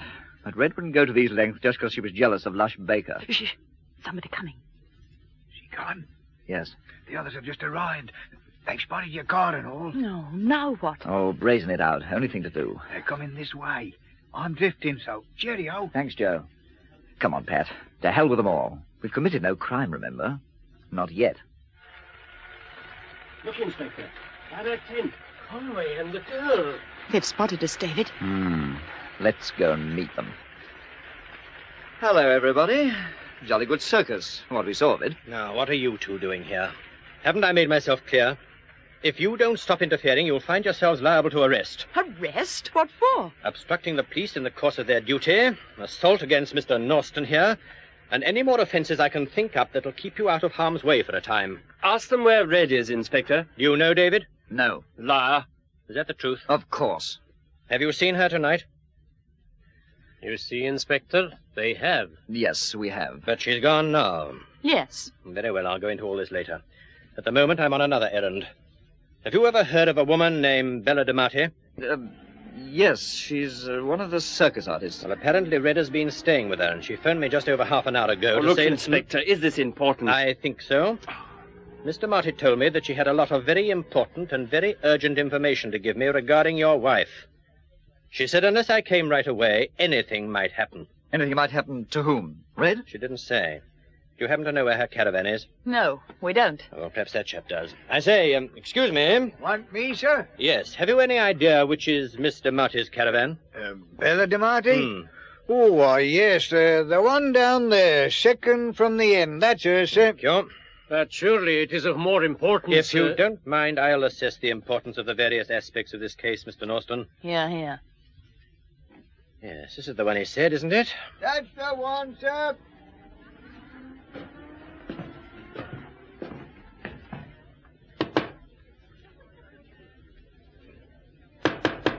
Mr. Marty? Mr. Marty! Oh, what's wrong, Inspector? Well, there's something on the floor stopping the door from opening. Here, take my torch, thanks. That better? Can you see anything? Yes. A woman's hand. And a great deal of blood. Mr. Marty said if we didn't come straight away, anything might happen. What's going on? What's the delay, Inspector? No, just a minute, Farley. Help me with the door, David. Well, this woman's wedged against it. No, I think it'll open all right. It's got to anyway. Now, push. All right. Can you get through now? Yes, that's it. Torch. Here you are. Go on. It isn't... Inspector, don't say it's Red. It's not Red. Then who? Don't come up, Pat. It's not a very pretty sight. She's dead. I wouldn't say she'd been dead very long. Quite agree. The sooner we get the police surgeon on the scene, the better. But, Inspector, if it isn't Red inside the caravan, who is it? Well, from her costume, I'd say it's Bella DeMarti. But why would anyone want to kill her? In mistake for Red, do you think? I'd say because she was waiting in this caravan to give some important information to the police. In connection with Red? Presumably. So it could have been... It could have been Mrs. Farley herself who killed her to stop her from talking. Is that what you were going to say, Mr. Norston? The thought did cross my mind. Yes, unlikely. This woman was killed by a terrific blow across the back of the skull. Too strong a blow for a woman to have been responsible. Demented people are usually abnormally strong, of course. I agree, Mr. Farley. But we have yet to be convinced that Mrs. Farley was demented, haven't we? What do you say, David? Me? I don't say anything. At this stage, nothing I could say is likely to be of much help to you or to that poor creature. I'll say nothing and think all the more, if you don't mind. Yes, well, you look like having plenty of time to do that, too. Pat, you'll find a police officer over by the entrance to the main tent. Tell him to come over here right away, will you? Yes, all right. As for you three gentlemen, I'm afraid you'll have to place yourselves at my disposal until further notice. Inspector, where's Victor Kratz? Back at station headquarters, I hope. Is there likely to be any doubt about it? Everything and everybody connected with this case is open to doubt. By doubt, Inspector, do you mean suspicion? Yes, Mr. Norston. By doubt, I mean suspicion.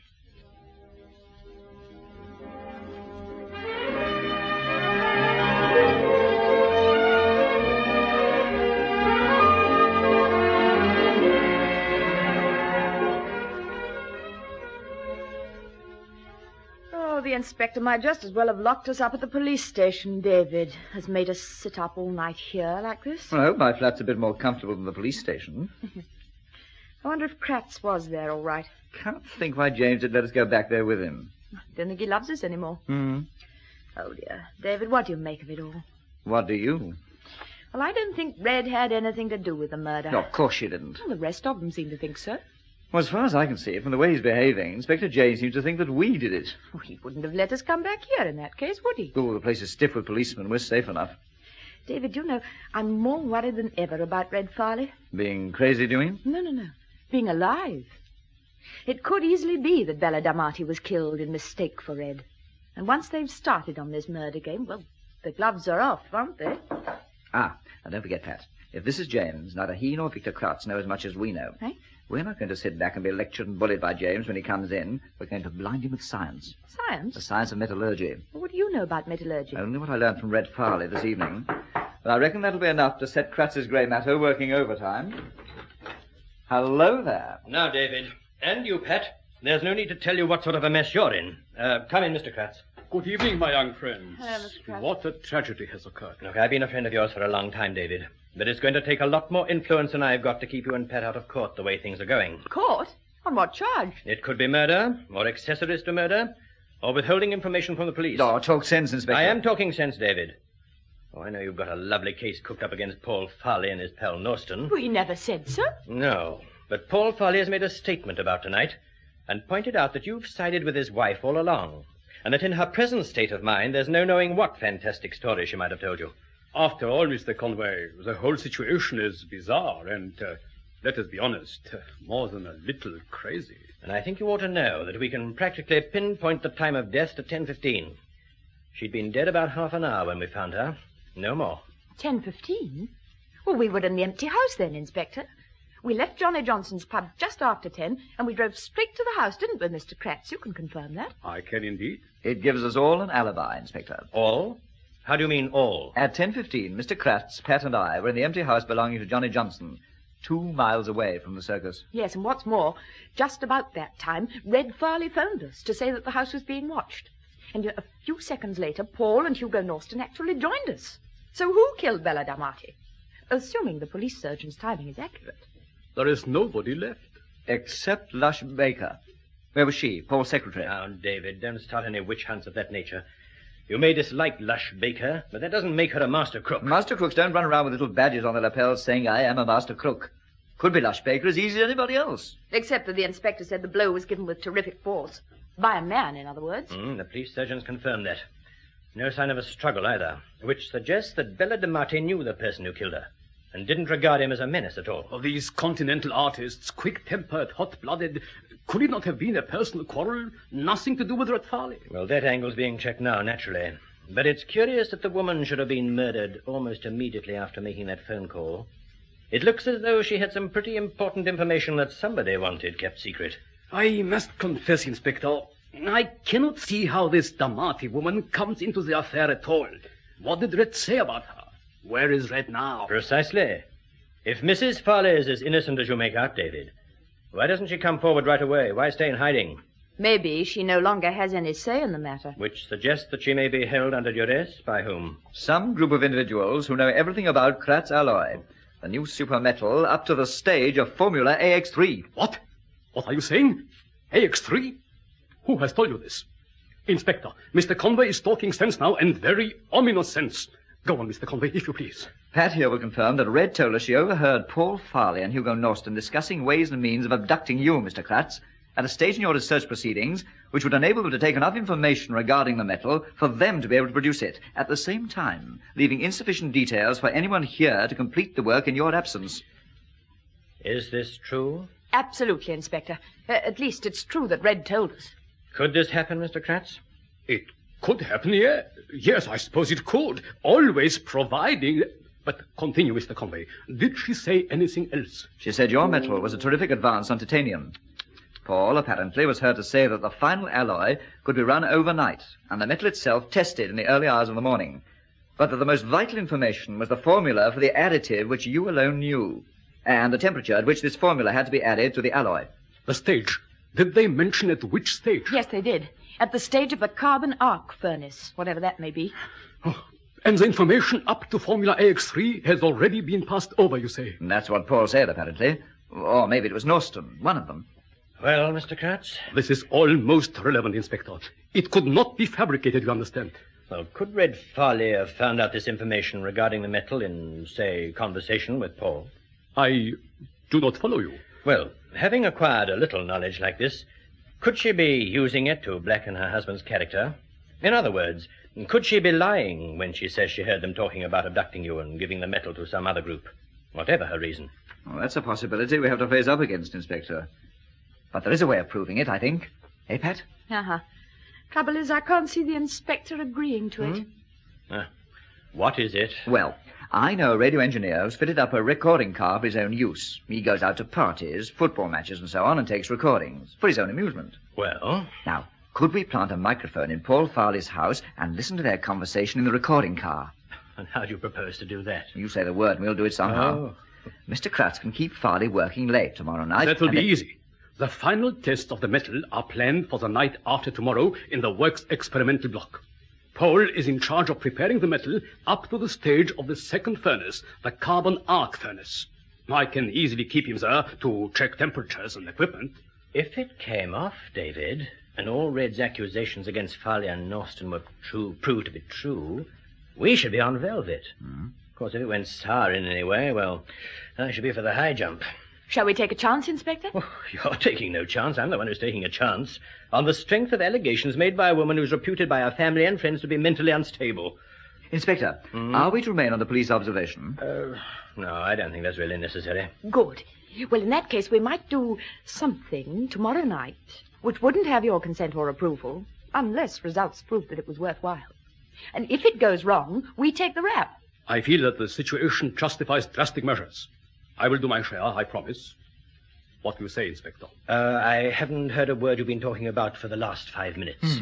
But if I happen to be walking somewhere near Paul Farley's house tomorrow night at a given time, and I saw a recording car, well, out of interest, I might be inclined to see what was going on. Oh, fair enough. I'll fix it up with my pal Jimmy right away. Paul Farley. It is unbelievable. But it could happen. I know in Germany it was so. One's friends, one's own family. Nobody for trusting nobody. What worries me is, where is Red now? Yes. Also, tell me, Inspector, did you say anything to Paul Farley about the different charms on the gold bracelet, which incidentally Red returned to us tonight? No, why should I? Another thing. Who told you we'd gone to meet Red Farley at the circus, and what made you come there? Well, my visit was nothing to do with you. I had a phone call from Bella DeMarti to meet her there. Yet when Paul arrived with you and the others and spotted us at the circus, the first words he said were, "Ask them where Red is," as though he knew we'd come to meet Red there. He seems very well informed. Yes. Do you know, he even knew there was a phone in the hall of the empty house before he'd even been inside the house? He might have heard the phone bell when he was waiting outside. Yes, that might be so. All the same, he didn't come to the front door of the house until well after we'd finished the phone conversation with Red. Still, as you say, that might be the explanation. Well, can you think of any other? Only one. It's a bit too fantastic to put into words at this stage.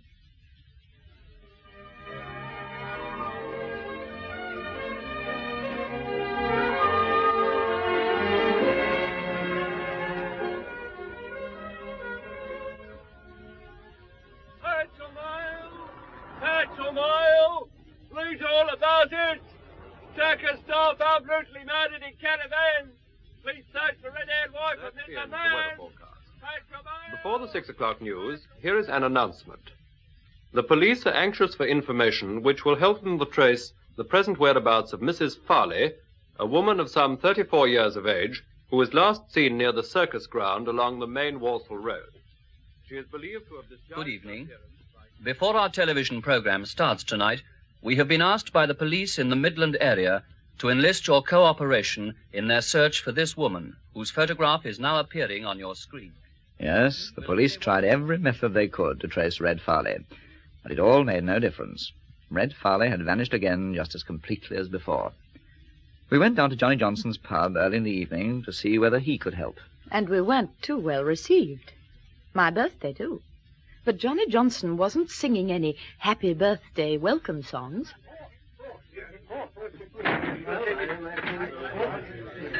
Look, Mr. Conway, Red and I have been good friends. We worked together during the war, as I think you know. But from now on, I'm keeping my nose clean.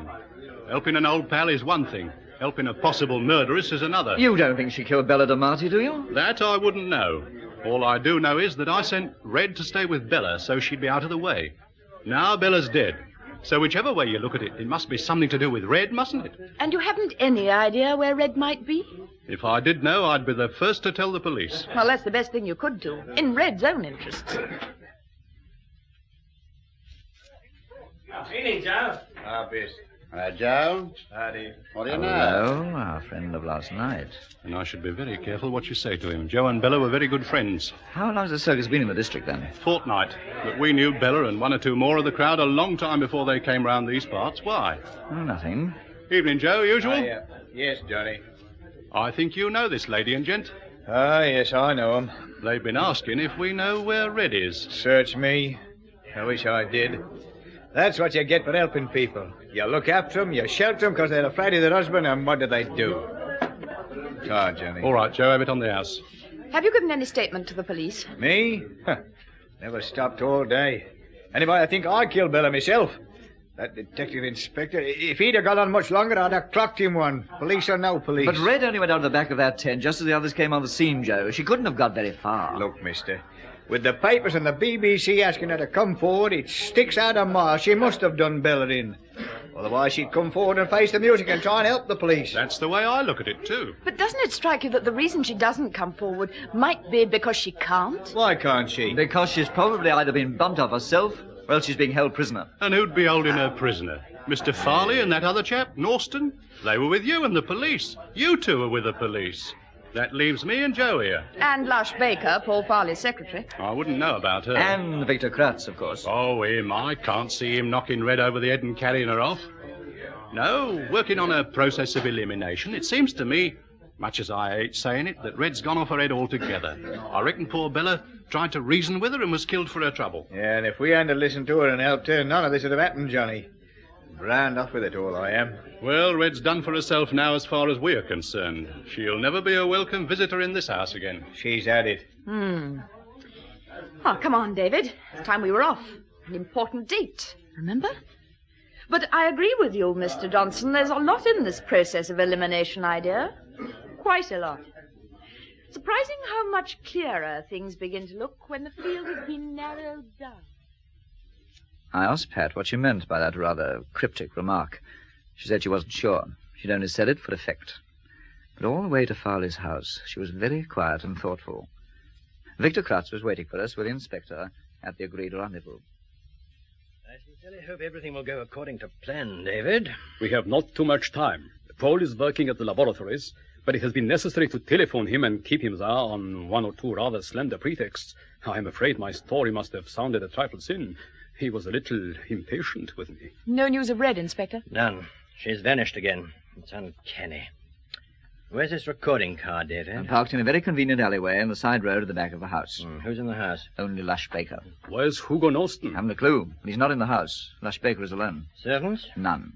Established all this by various devious means already. Not so devious as to put Miss Baker on her guard, I hope. No, I don't think so. David, which room shall you put the microphone into? Dining room, I think. Uh-huh. It's at the back of the house, for one thing, and it's probable that Lush will have prepared some sort of supper for Paul when he returns. Yes, well, there's an ornamental wrought iron flower stand alongside the wall near the table. I noticed it the other night. It's full of flowers in pots. I remember it. Most attractive. That'll be just the job. If it's still in position, and providing the dining room is late for supper. Mm-hmm. Oh, time I was off, David. Right, sweetheart. Now, you know what to do. I'll do my best. I do not understand. What is Miss Manners' part in this operation? I'm the decoy, Mr. Kratz. Mind you, there's no love lost between me and Lush Baker. So if she refuses to help me, the whole scheme will collapse. Don't be defeatist. Push off. There's an angel. Now, come on, Inspector. We'll take up our positions. You two in the recording car, while I pop over the garden wall, complete with microphone and lead. What's the time? 11:30. Off you go then, Pat. And take care. Wish me luck. I shall probably need it.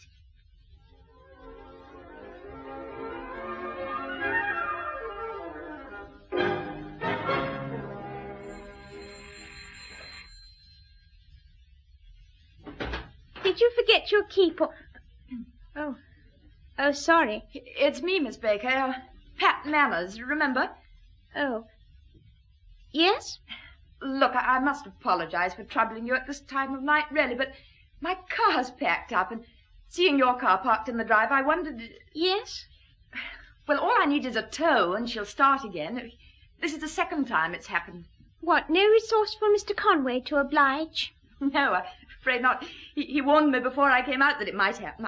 I don't know what's wrong with the thing, but it's going in tomorrow. I just needed it in a hurry last thing tonight. I see. So I thought perhaps if Paul could possibly give me a tow just for a few yards to start me off again, I wouldn't have disturbed you at this time, only I saw the light in the window and the car parked here. Paul's out, still at the works. Oh, well, perhaps Mr. Norston would tell me. He's out, too. Oh, dear. Not doing too well, am I? But it's not a very difficult job, actually. I have got a tow rope. Look, I'd be terribly grateful if you could help. Otherwise, it means phoning a garage. You heard any more about Red? No. David and I have been told to mind our own business and stay out of it all. Little late in the day to tell you that. Yes, well, anyway, we're staying out of it.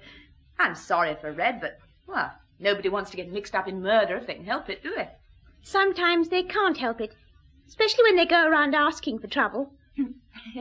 Just a minute, I'll get a coat. Great. It's quite warm, really. Yes, suppose it is. All right. Whereabouts do you say your car is? Oh, it's only 20 or 30 yards down the road. It's really most awfully kind of you. I do appreciate it. This waiting is nerve-wracking, Inspector. Most worrying. My worry is that this sort of thing turns detective inspectors back into police constables, if it goes wrong. Talking of police constables, what if one should come along? One won't. It's been taken care of, don't worry. He's coming back, Inspector. Top of the wall. Look. That was pretty quick work. Well, David? Worked like a charm. Pat kept her away about 7 minutes. Gave me bags of time. Where'd you put the mic? In the flower stand. Just the job. Was the door at the back open for you? Fortunately, yes. Would have taken much longer if it hadn't been. Yes, well, how long do we have to wait now? Well, here's Pat, in the shadows. See her? Across the road. Oh, yes. Something of an optical illusion there. I was looking a little time ago at that deep patch of shadow across the road from the street lamp, and I could have sworn someone moved. Your eyes play tricks at this time of night. Oh, well done, darling. Jolly near thing, Pat. Why, you managed it beautifully. Paul's car swept into the drive just as I was driving off. He speak to you? I didn't have a chance. I just put my foot down hard. Switch on then, Jimmy, will you? Right. You better come pretty close together, otherwise you'll not hear. And I've got a pair of wire cutters in case of accidents. Have to buy you a new mic in any case, Jimmy. Now, everybody comfy? We may have a long wait. What could I do, darling? If you could have run her over, it would have been a good idea. That means me. Charming. You must be hungry. Why all the overtime? I don't know. Don't think the old fool himself knows. And that means me. But what have you been working on? Kratz would be surprised if he knew. Give me a drink, will you? What about Red? What about her? Any further developments? There can only be one further development as far as she's concerned. And you know what that is. It's an awful thing, but I don't see any alternative. Why did you have to poke her nose in the first place? Why did Conway and his girlfriend? Why, indeed? You know, I don't like that business of her coming here tonight. Quite by chance, her car packed up. I wonder. That must be Hugo. Take it, Lush, will you? He's devilish late getting home. What if he's met with any trouble? Tell him I want him double quick, wherever he is. All this is highly interesting, but not very informative. Yet. Wait till Norston arrives on the scene. Paul, here, quickly. Now what? Wonder what's gone wrong now. But I can't understand it. Don't talk. Wait. Blast, somebody's tipped them off. Listen. Well, Conway, and you, Inspector, I'm sorry, but so far as you're concerned, this station is now closing down. Good night. He's bust the mic. Right. Switch off, Jimmy. I'll cut the lead, and you drive as fast as you can to our car. Pat's parked it round the corner. You carry on with the Inspector. Mr. Kratz and I'll go with Pat back to my flat. We'll all meet there. Quick as you like. No, I'll go direct to the station. That lot was being recorded as we heard it, wasn't it? Yes. Yes, well, I want to hear it again, slowly.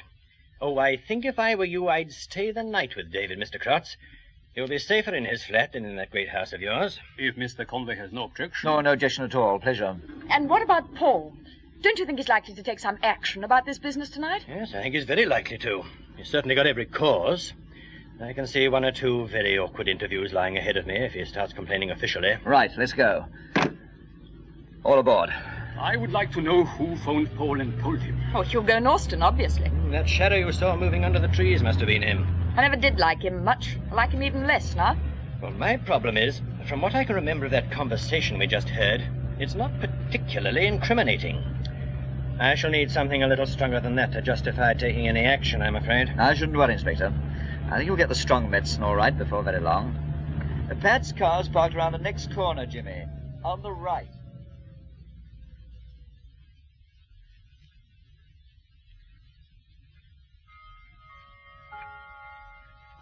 Oh, poor Pat. Not had a particularly bright birthday, has she? She looked very tired. She was wise to go to bed. I expected a call from the inspector before now. Yes. Maybe he's in trouble with his superior officers if Paul has phoned. You might be able to help there, Mr. Kratz, if the inspector was on the carpet. I don't think he's likely to be in the circumstances. Don't worry. The CID know all about Kratz alloy. They will not blame their men for being overcautious. Tomorrow night, when the final tests are made, the works will be buzzing with the police like a hive of bees. Ah, this may be him now. Hello? Yes? Johnny Johnson here. You know Joe? Yes, I know Joe. He's on the gates at the foundry at night shift. What about it? The midnight shift has just clocked in, and he's seen Red Farley. What? She was amongst them. She's gone over to the experimental block. What had I better do? We said we washed our hands of it.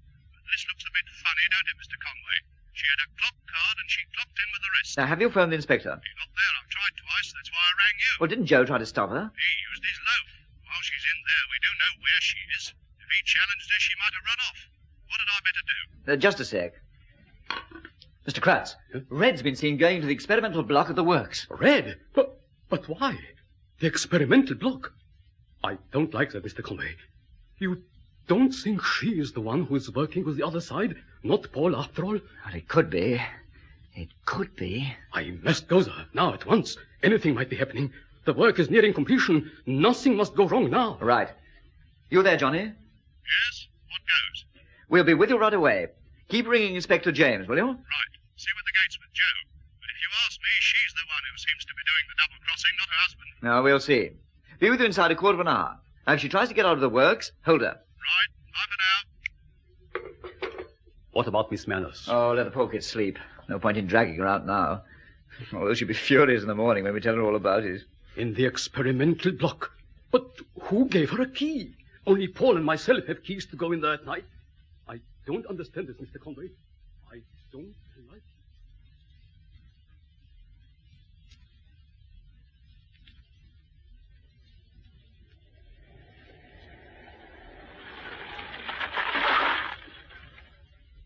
Ah, there you are. They're here, Joe.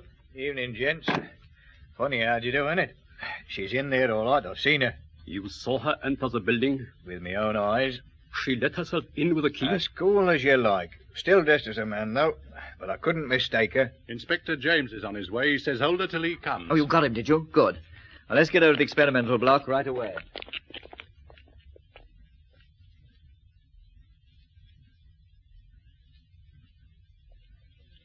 By the way, sir, I got no keys to these departments. Oh, that is all right, I have. Into the laboratory, was it? This door here. So.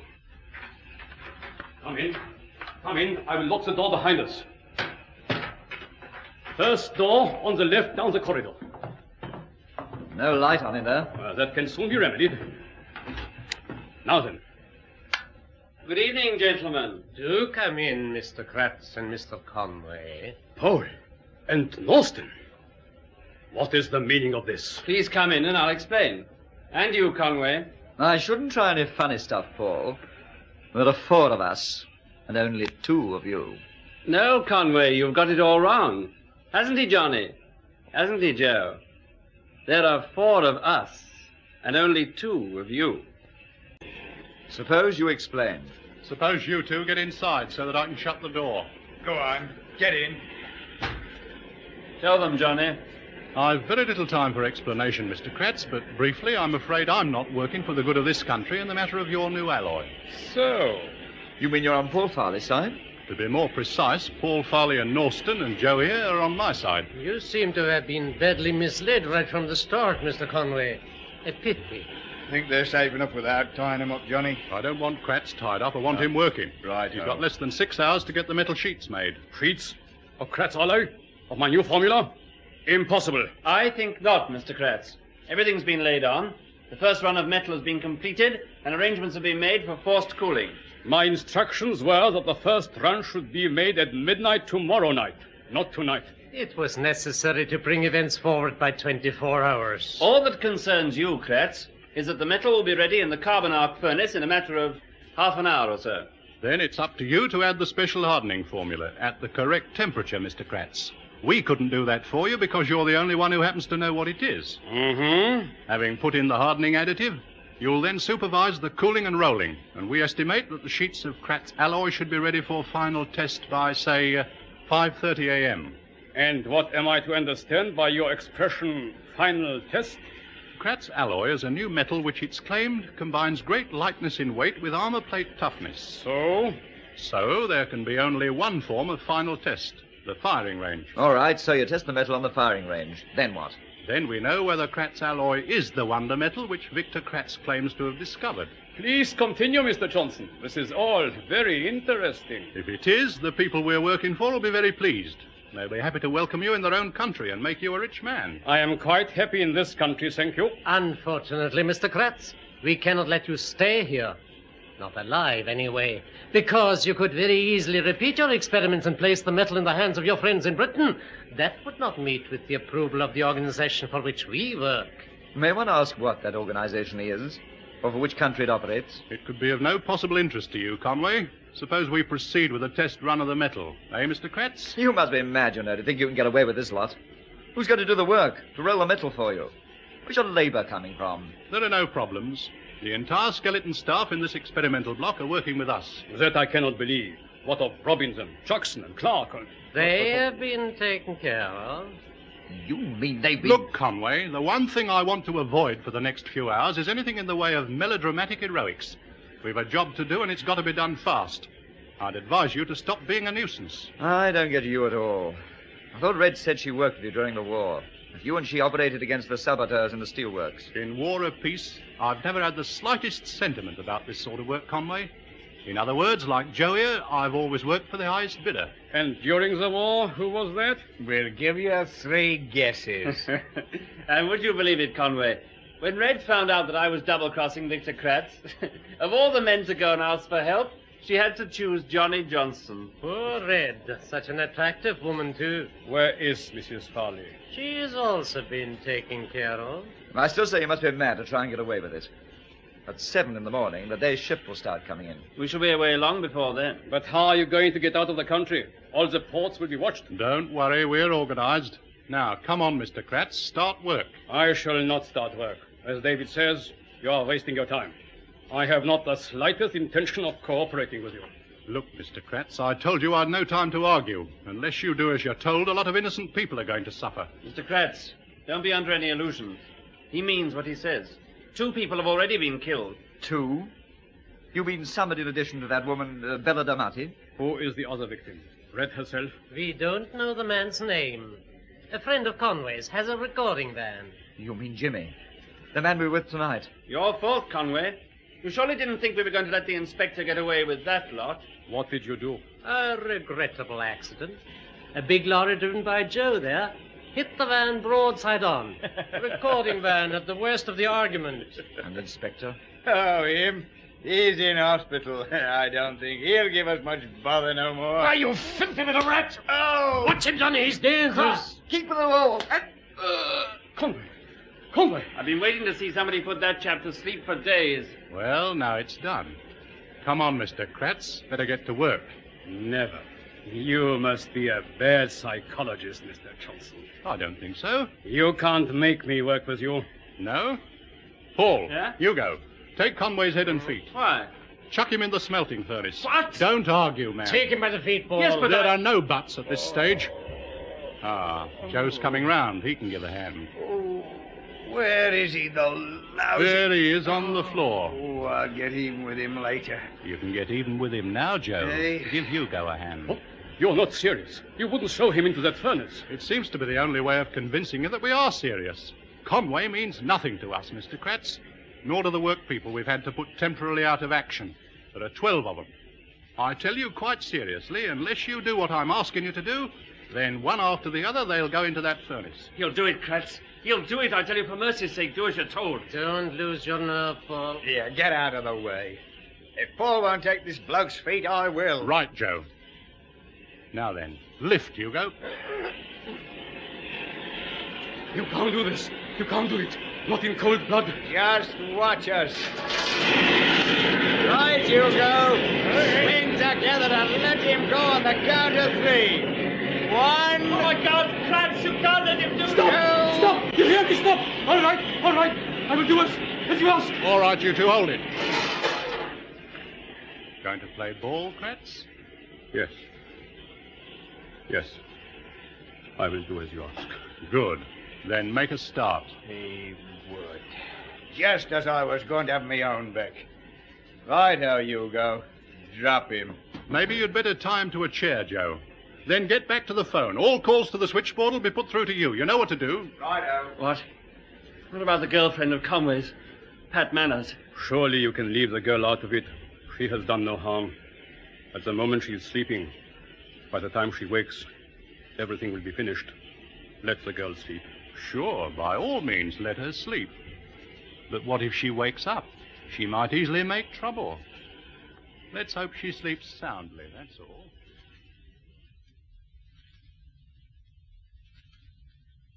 But for some reason, I couldn't sleep at all. I tried counting sheep. Tried all the other things, too, but it was no use. So I phoned David's room. I don't know why. Just felt I needed reassuring that everything was all right. The murder of that woman at the circus had shaken me more than I realized. I just couldn't get her out of my mind. And it wasn't only her. One murder can so often lead to several, especially in a case of this kind, and I just had to phone David. But there was no reply.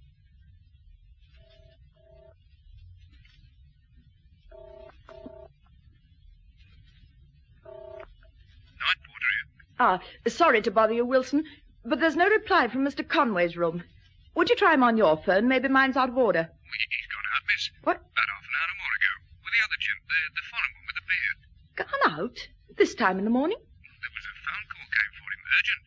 Oh. Do you know who it was? The man said his name was Johnson. Johnny Johnson? Oh, dear. Anything I can do, miss? You have no idea where Mr. Conway and his friend went? Not a clue, miss. Well, look, get me Johnny Johnson's pub. I'll give you the number. Just a second while I look it up. No, on second thoughts, Wilson, don't bother. Get me the police instead, will you? Central 5000. The police, miss? That's it. Quick, Wilson, don't hang about. This could be serious. But it was no use. Inspector James wasn't available. I tried his home number. No reply. By this time, I was beginning to develop a panicky sort of feeling. Every avenue I'd tried seemed to lead me nowhere. And I had a terribly lonely sensation, as though time had been marching on and I hadn't marched with it.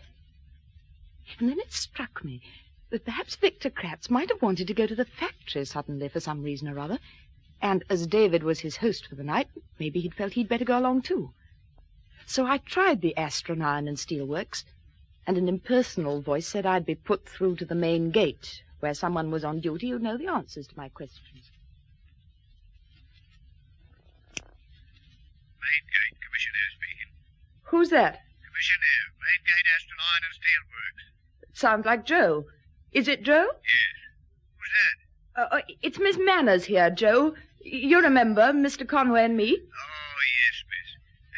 What brings you ringing up the Astral this time of night? Oh, what are you doing there? I work here. It's my job. Oh, I see. Look, have you seen Mr. Conway and Mr. Kratz tonight? Miss? No.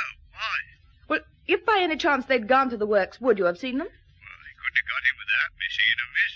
That's what I'm here for. To stop unauthorized persons gaining entry to the works. Oh. But what's wrong? Oh, I just can't seem to contact Mr. Conway. Tried his flat? You ought to be in Kipling now, surely. Yes, exactly. That's the whole point. Anyhow, I'm sorry to have bothered you. Oh, no bother at all, miss. No bother at all. Well, good night. Good night.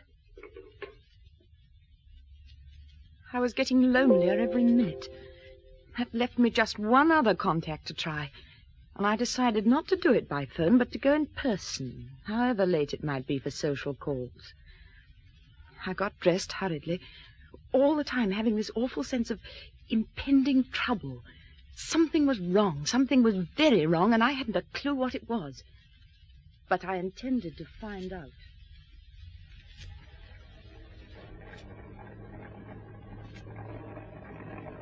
Temperature should be coming up to the required figure, Paul. You've got the additive already? It goes in under pressure. You note that, Hugo? High-pressure oxygen is used. Everything is noted down so far, including the formula for the additive. Kratz, why didn't you stick out against them? That's what you said you'd do. That's what you assured me you'd do. Whoever suffered? Apart from yourself, there were 12 men. Most of them married with children, my boy. I couldn't do it. You thank your lucky stars he couldn't, Conway. Otherwise, you'd be signing a receipt for that harp by now.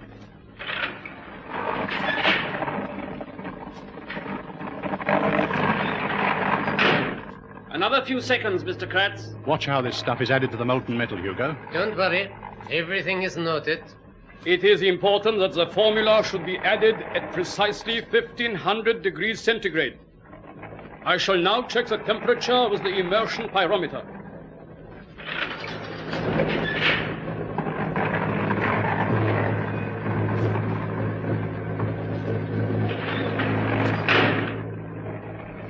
Ready with the additive now. Right.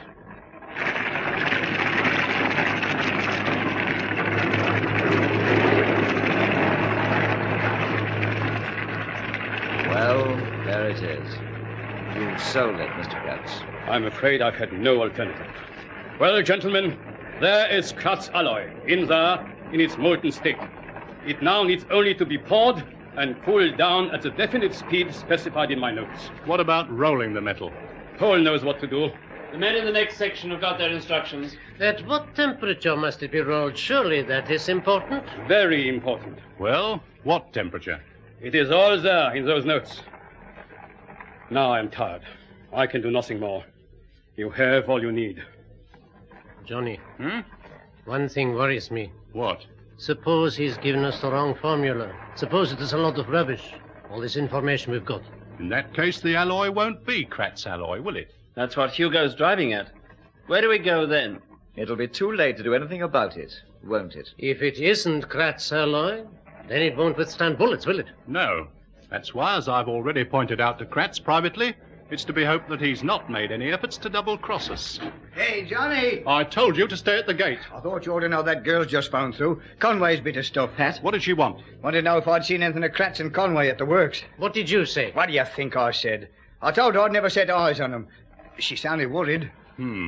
Hugo. Yeah? I think we can get along without your help for an hour. What do you mean? It might be advisable to ask the girl to join us. Listen, she's doing no harm. Leave her alone. Fetch her, Hugo. I warn you. Shut up. Go on, Hugo. It will be a pleasure. She always attracted me, that girl. Always. What about Red? Oh, Red, I'd forgotten her, yes. Let's have Red along here, too. Now, look, Johnny, there's no need... Paul, you're not running this show. I know Red's your wife, but you've been doing your best to forget that for some little time. Don't raise it now. It's the wrong moment. What sort of a skunk are you, Paul? What sort of a spineless rat have you suddenly grown into? Look, chum, any minute now we shall be testing the temperature of that alloy again. You wouldn't like us to use your arm as a pyrometer, would you? Right, then keep your mouth shut. Off you go, Hugo. Time's getting on, and there's still a lot to be done.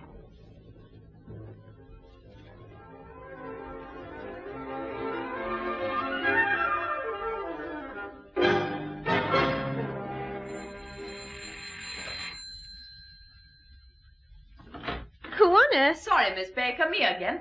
Oh, no, not twice in one night. Sorry. Will you get out? Hate forcing my way in like this, but occasionally one has no choice.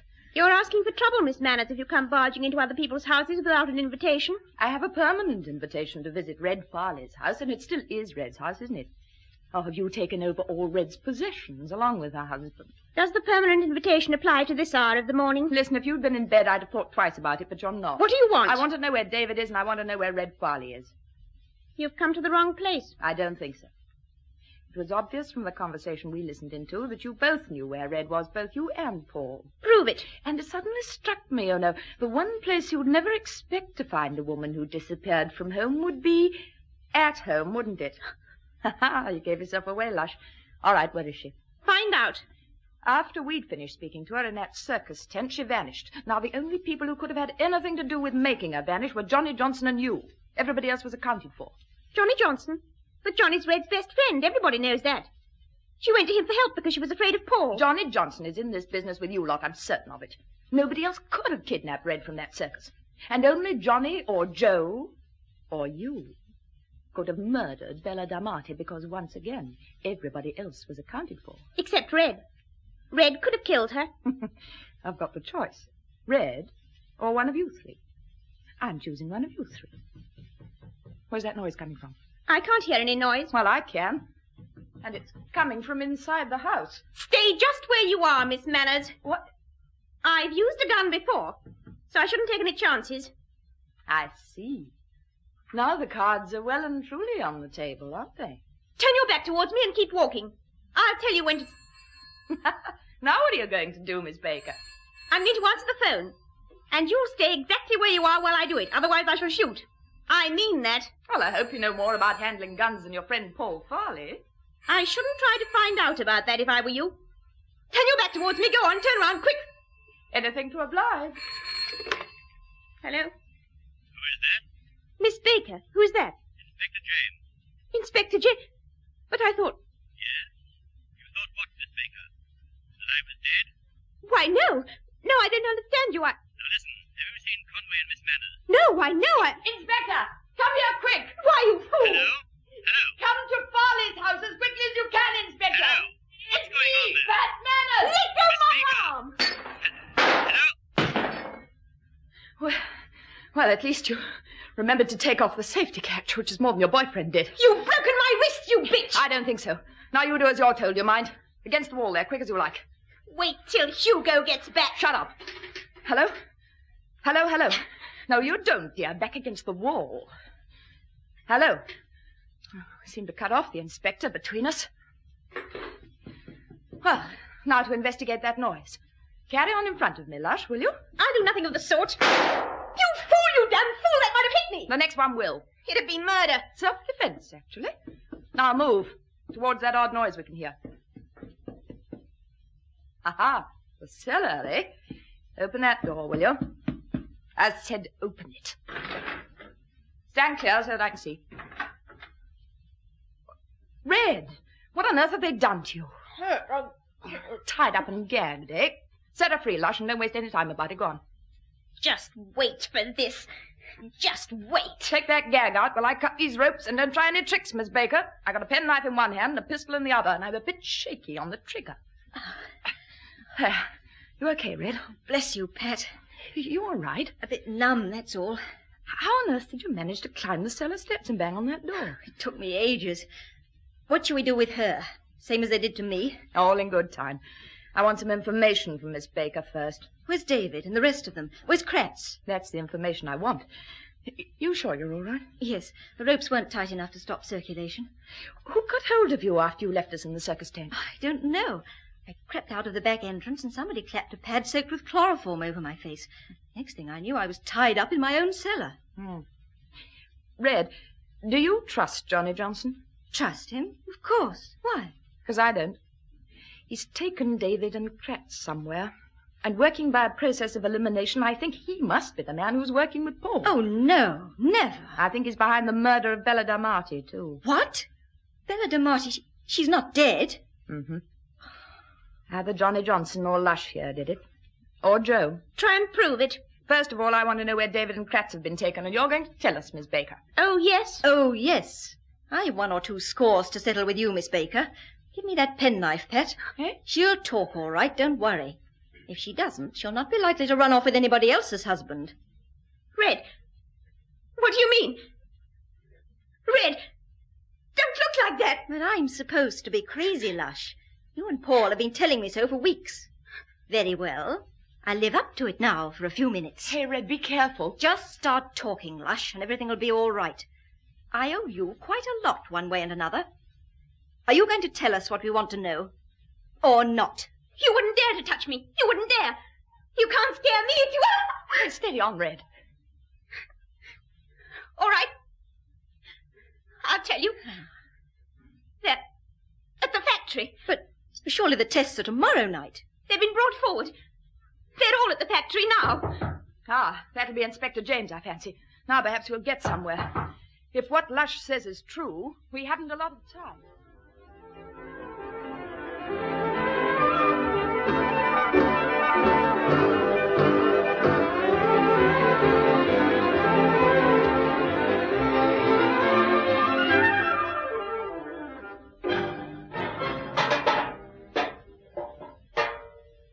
I don't understand. You can't be certain the metal does all it's claimed to do until you've tested it.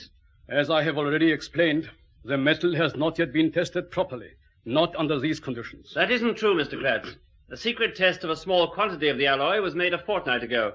That was an experimental sample made in the laboratory on a very small scale.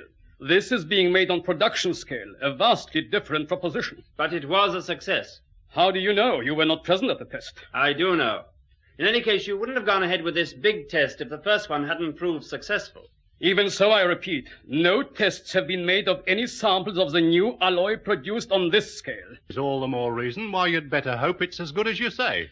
Mr. Conway, our friend Johnny Johnson will explain why it was advisable for me not to give the wrong formula and method of preparation. I'm listening.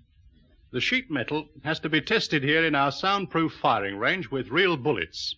You see, Conway, if Kratz alloy works as he says it should work, then all the bullets will bounce off. If it doesn't, the bullets will go straight through. So you should be offering up a little prayer that it works. Why? Why does it affect me? Because you and Mr. Kratz and the 12 poor devils in the other room will all be on the other side of the sheet of metal that's being tested. I see. You must admit, Mr. Conway, that it provides an incentive for Mr. Kratz to have produced a true working sample of the new metal. But surely, if due to some very slight error in cooling or rolling, the metal fails to attain the correct bulletproof standard, then you'll have killed the one man who could correct the error, Mr. Kratz himself. Presumably, that will be my punishment for failing. It will not worry me unduly, as you can imagine. At the same time, there is something in what Conway says. Better perhaps if we let Kratz watch with us. I have no desire to watch with you. I prefer to take my chance with my friends. What you prefer doesn't happen to enter into things at the moment, I'm afraid. Guns loaded, Paul? Yes, all ready. Test them on that piece of normal metal, will you? It's set up ready in the frame. Right.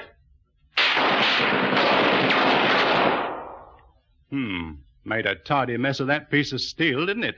But that wasn't Kratz alloy, was it? No, Mr. Johnson. That wasn't Kratz alloy. Right. Fix up the new metal sheet, the first one. Let's have some of those workers in. Mr. Johnson, I beg you. Don't let these innocent men undergo this dreadful risk. If you've done your job properly, there can't be any risk. Now then, Conway, get behind that sheet. I seem to have little alternative. Oh, no, not you as well, Kratz. You stay and watch the results with us. Do you not understand?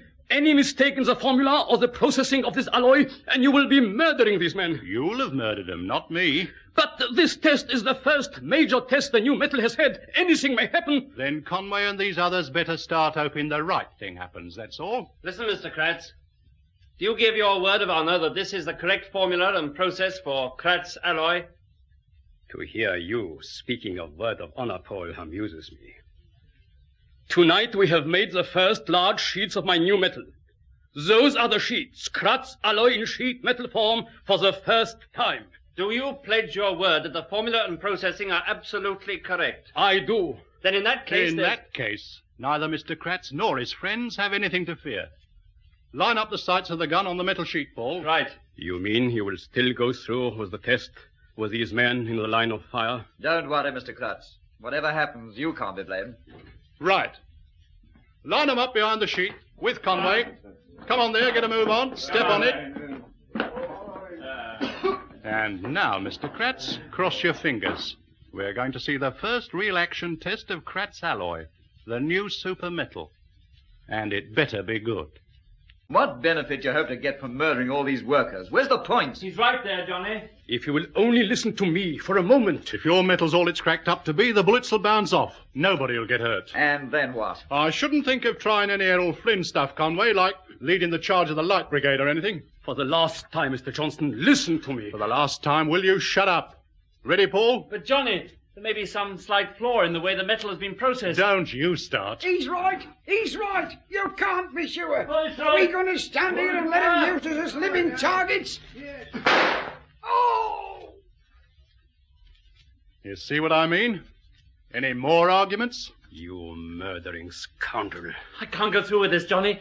It might be mass murder, and I'm pressing the trigger. I can't do it. You're right, Paul. It would be mass murder. Deliberate, cold-blooded murder. I know what I'm saying. Come out. I'll do the job myself.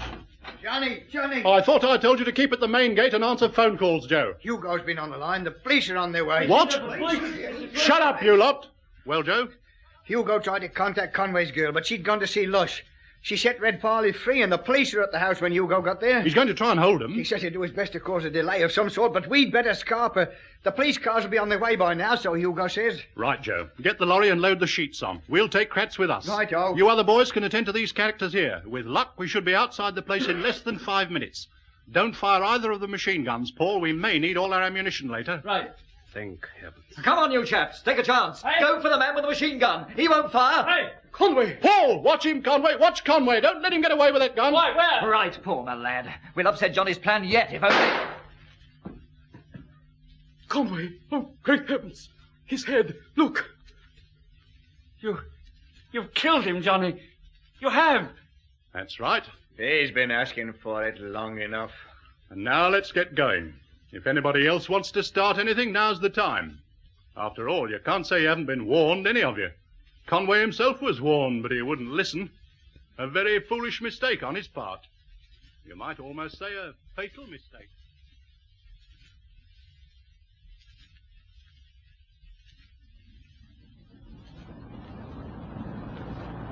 Oh, can't you go any faster, Inspector? No point in getting there ahead of the other reinforcements. We might walk straight into the same sort of trouble that Kratz and David must have done. It doesn't make sense to me. I worked with Johnny Johnson during the war. That was when you were trying to trace sabotage in the steelworks, wasn't it, Mrs. Farley? Yes, that's right. And Johnny was a key man in our organization. Yes, that probably accounts for there being so much sabotage in this particular area. How do you mean? Well, if he was a key man in your outfit, he'd be able to keep the other side fully informed as to your activities. Sort of double cross. Yeah, that's it. This one knows more than she's letting out. Don't you, Lush? I'm not talking, Red. In your state of mind, eaten up with jealousy as you are. Why, All right, save it, ladies, if you don't mind. Miss Baker can say all the things she wants to say in front of a judge. Oh, yes? On what charge? Murder. What, me? Murder? Somebody killed Bella D'Amate. It could easily have been you. It most certainly wasn't me. Have you ever heard of being an accessory? You're in real trouble, young woman, and don't you forget it. Inspector, I'm worried to death. About David? Yes. I don't suppose they'll do very much to Mr. Kratz. He's too useful. But David's been nothing but a nuisance to them ever since the affair started. That's true. I shouldn't worry, Pet. Wouldn't you? If I were in your shoes, I'd worry, Miss Manners. You tell me I'm in real trouble, Inspector. It's nothing to the trouble you're in. You've got no case, no David Conway, no Victor Kratz, and I don't suppose for a minute you've got any Kratz alloy super metal. It'll all be well away by the time you reach the works. Well, how do they hope to get the metal out of the country? And Victor Kratz, for that matter. The ports are already being watched. You'd be surprised. Keep well over to the left, Inspector. There's someone in a hurry behind us. Well, if he's got any sense, he won't try to pass on this stretch of the road. There's that nasty bend round to the right, just ahead of us. He can't hope to overtake me at the speed he's doing and take the bend as well. Yes, and there's that narrow bridge just round the bend, too. Wave him down, Inspector. Well, can't the fool see it's a police car? He's taking no notice. He's going to pass you. Get back, you idiot! It's Hugo. What? Hugo, no, I'm in the car. Lush! It is Hugo Norston, Inspector. So he's trying to repeat the dose, is he? He's coming alongside. Is he armed, Mrs. Farley? No, he's travelling too fast to use a gun. He's going to try and crash you on the bridge. Hugo, no, Hugo, you fool! Now, hang on, everybody. It's him or us. He can't get away with this sort of thing twice in one night. Now, hold tight. We shall hit him! Well, if we don't, he'll hit us. Here goes.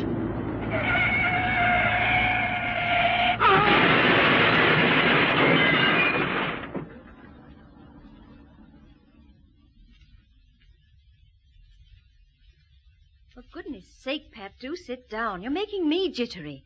My nerves aren't in too good a state after that crash. I know Hugo asked for it, but... No, I'm not worried about Norston's death, Red. What I'm worried about is why the inspector had to leave us here like this. Well, be sensible. It's hardly our line of country if there is a real scrap going on. Best for us to wait here at the factory gates as he suggested. Yes, but there isn't a soul about. There's no commissionaire on duty, nobody working. It's obvious that the whole gang of them has got away. Oh, here he comes in about time. I shan't be long, you two. We're just going down to the underground firing range. Good, we'll come along with you. No, I shouldn't, Pet. But they've obviously gone, haven't they? That's not quite the point. What?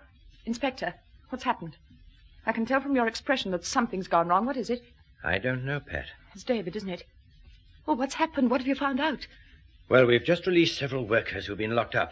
They were the skeleton staff working on the super metal experiments. Yes, go on. Well, apparently they'd been replaced by a shadow staff of men working under Johnny Johnson's orders. Shadow staff? But where would trained men suddenly come from to take over work like that? I don't know, but we'll find that out later. Anyway, all these chaps were going to be used as guinea pigs. The idea was to put them behind a sheet of Kratz alloy and fire armor-piercing bullets at it. Surely they resisted. 2 of them did, apparently. One was a worker at the factory, the other wasn't. David? I don't know till we get down there. Down these steps. Oh, Inspector, if it was David, then he might easily... Pat, don't let's look too far ahead. Any idea how long they've been gone, Inspector? About 20 minutes before my men got here, I gather. Norston must have tipped them off that we were on the way. But haven't these workers any clue where Johnson's crowd have gone and whom they've taken with them? No. All I can find out is that there seems to have been a prearranged getaway plan which swung into operation like clockwork. Ah, this is the door. I'll stay with you out here, Pat. No, that's all right, Red. I'd rather go in. Mrs. Farley, look after Pat, will you? Don't worry, Red. I shan't have hysterics or anything. Ah, there they are. Oh, it's David, Inspector. It is David. Oh, David. Oh, my darling, what have they done to you? Oh, your head. Oh, David. Inspector, he's not dead. And, of course, I wasn't. Wasn't dead, I mean. For the rest of my life, I shall have a neat, permanent parting in my hair that wasn't there before that particular night, but I wasn't anything like dead. Johnny Johnson's bullet had been close enough to graze my scalp and give me a slight concussion and make me bleed rather a lot, but that was all. Another 1/16 or so of an inch, and this story would have been called Conway's last case. I was lucky. I lived to fight another day. Pat was so relieved and delighted, bless her, that I could hardly bring myself to argue with her. But I'm afraid I did. It's no use talking like that, my sweet.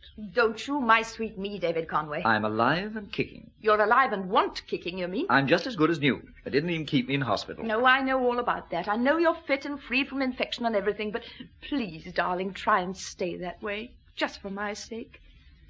David, when I saw you lying there and your poor head... Well, as soon as you saw it was a head wound, you should have been happy. Oh. You know, we Conways all have heads made from a substance that makes Kratz alloy look silly. Always did have. It's a family thing. You're very funny, and I'm not laughing.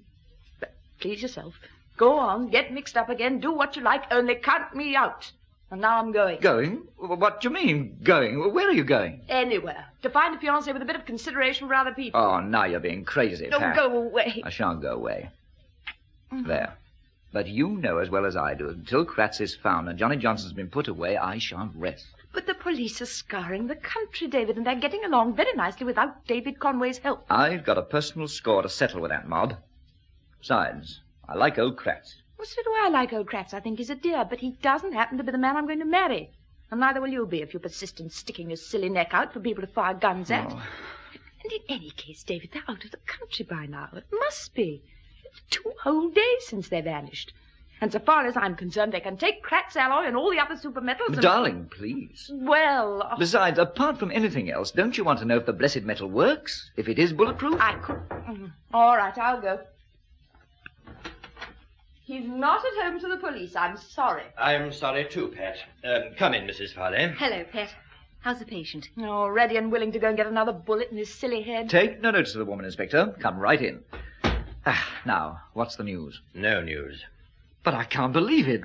They must be somewhere. Well, they've gone to Earth.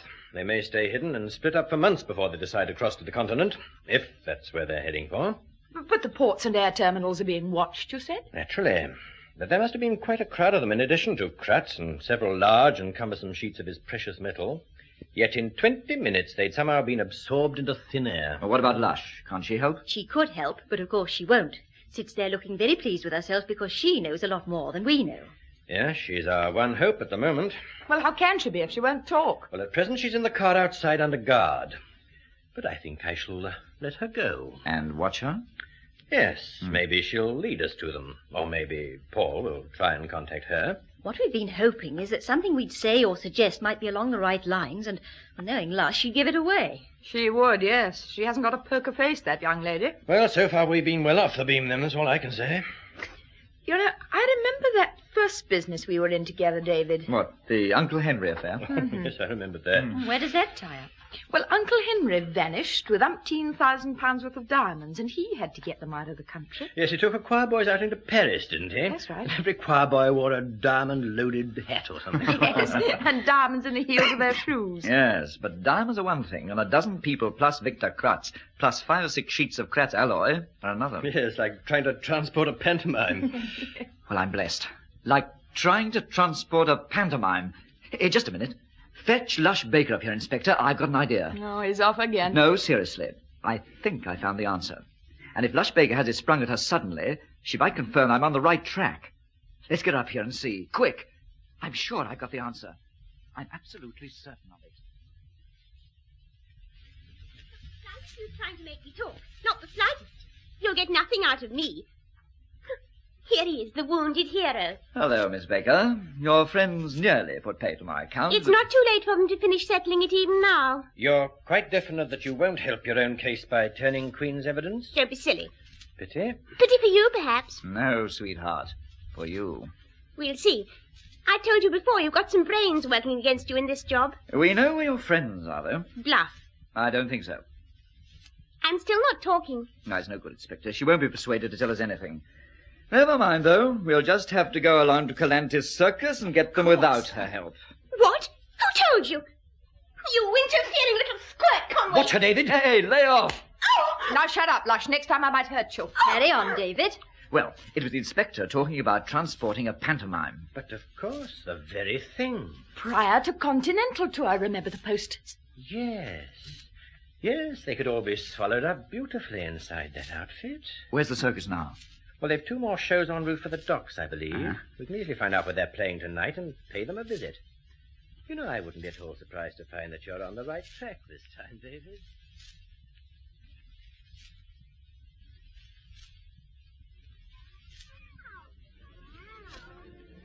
My dear Paul, I need no explanations from you. What explanations can you give for your behavior? Look at it my way. What difference does it make who has the blasted metal? It happens to be my metal, and I wanted Britain to have it.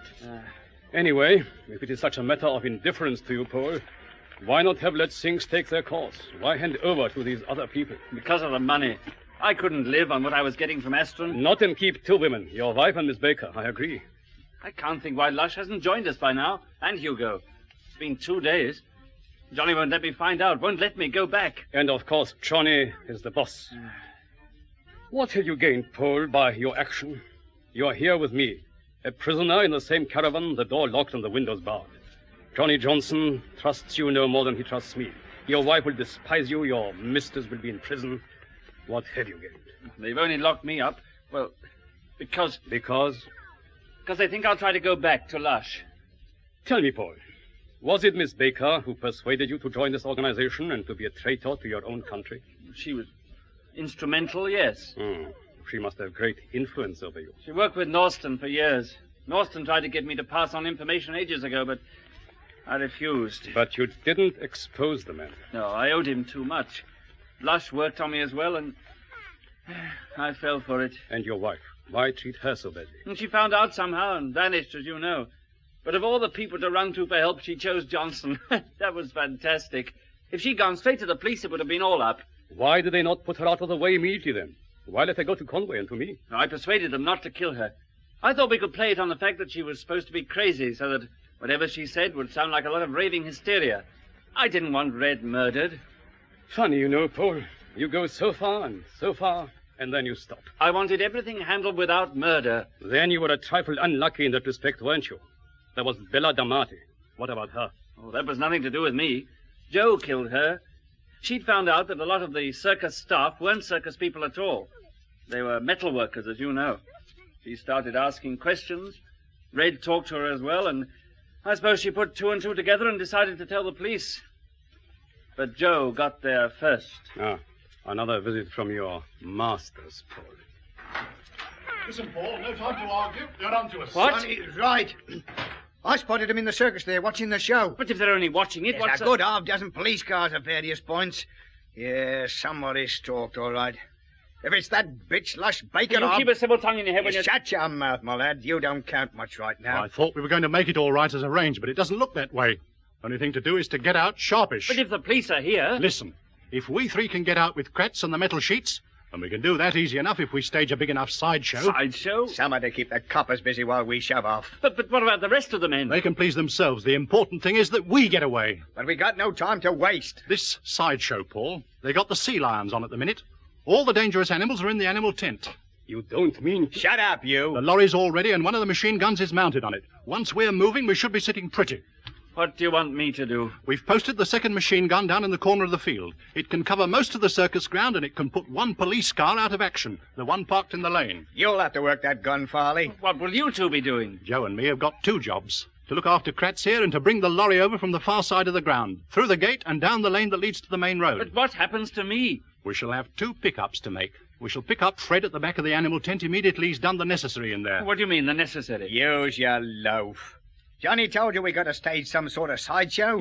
You mean he's going to let the animals loose? That'll panic the crowds, and once the crowd starts to panic, the police will be too busy to bother with us. We'll pick you up with the other gun and off we go. That clear? Yes, that's clear. Well, what you looking like that for, then? There are hundreds of people in the big top, Johnny. If there's a stampede, a lot of them are going to get hurt. Killed, maybe. Children, too. You can't do it, Paul. At this stage, there's no argument. He's in this lot right up to the hilt now. You might as well carry on. Oh, yes, of course. John is right. Give you 5 minutes to get into position at the bottom of the field with the other gun. You'll cover us in case of accidents. I'll get the driver to warm up the lorry. Then, soon as you hear the horn sounded, Joe, bring Kratz over and don't stand any funny business. Righto. Everything depends on split-second timing from that point onwards. Once you hear the signal on that horn, get cracking. You fool, Paul, you fool. Don't you see? They will never pick you up. They'll leave you to face the consequences alone and then... Oh! Nice work, Joe. I told him he'd talk too much. Dump him in the shadow of the hedge and I'll pick him up. Righto. Better stay with him in case he comes round. Off you go, Paul. Hop it. You know what to do. Yes, Johnny. I know what to do.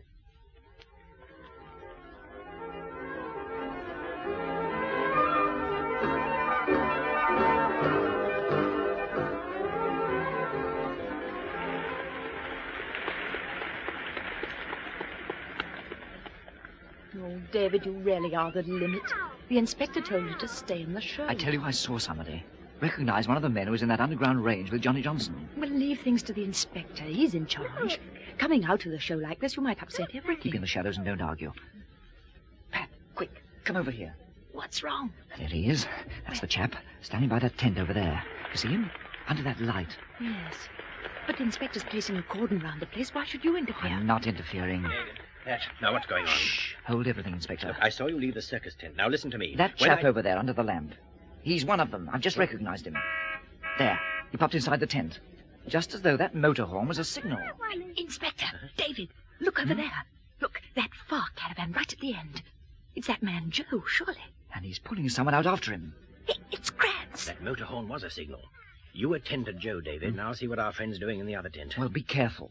I think that's the animal tent. Go with him, Sergeant. And we want that chap Joe. Constable, you come with me. And don't forget that he's probably armed.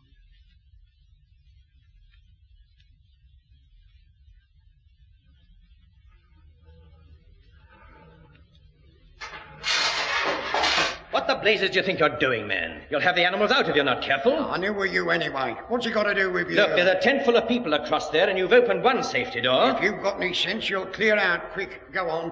Watch him, Constable. He's reaching for his pocket. I've told you, you've got any sense at all, you'll get out and mind your own business. Now, watch out, man. Don't back up against those bars. Look, don't get any nearer. Watch out!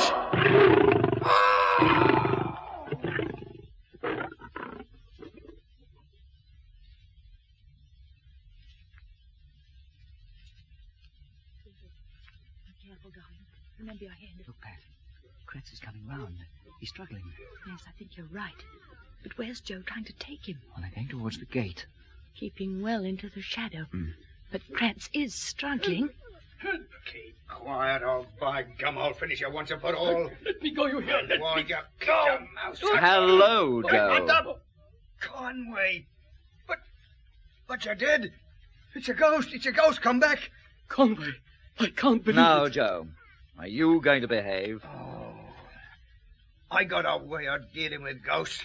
We'll soon find out how dead you are, Conway. That's what I was hoping. David, be careful. Now then, Mr. Nosey Cartonnay. That was for the poor devil who was murdered. I'll nobble you for good and all And those two are for me. I don't think he'll want any more somehow. Quickly, Conway. In the far corner of the field, Paul is there with a machine gun. The idea is to stampede the animals and make a getaway in the confusion. Where's Johnny Johnson? In a lorry. He'll be starting off at any second. And the other machine gun is mounted on it. Unless we do something, they will turn the circus ground into a shambles. A complete shambles.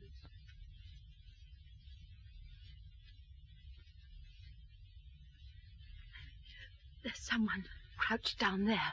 Look. What frame of mind is he in, Mr. Kratz? Paul, I mean. Very undecided. All right, we'll give him a chance. That you, Paul? Huh? Who is it? Who's that? It's me, Conway. But Johnny shot you. I saw him. I am here, Paul, too. The game is over now. Do you want to keep up the fight, or will you see a reason? Oh, I'll give in. I don't want any more. I've had enough, but Johnny Johnson won't give in, and he's out to panic the animals and the crowd. You have the gun there? Yes. When the lorry comes near enough, give it a burst. A long burst. But that's the whole point. That's where he's been so damn clever. He's had the whole lorry plated with Kratz alloy. What? That's how he's getting it out of the country. Oh, that's done it, sir. Puts him in a pretty strong position, doesn't it? He's trying to panic the crowd and the animals with machine gun fire from the lorry. There he goes. Look, swinging through the gates. Fire, Paul. Fire at it. But it's no use. Give me the gun. Here, give it to me. The man must have gone utterly mad. He said he'd stop to pick me up. And the other man. You didn't really think he would stop, did you? Look at him. He's firing at the police car. Look, from the back of the lorry. Johnny Johnson wanted to test Kratz alloy with living people on the other side of it. Well, this is his opportunity of watching the results. Only this time, he is the winner. Now!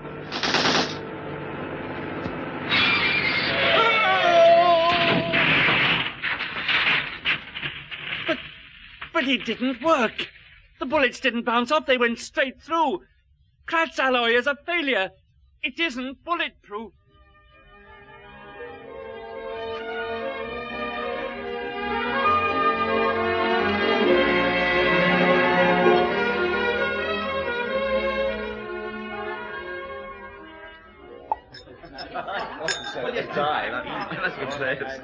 And now, my friends,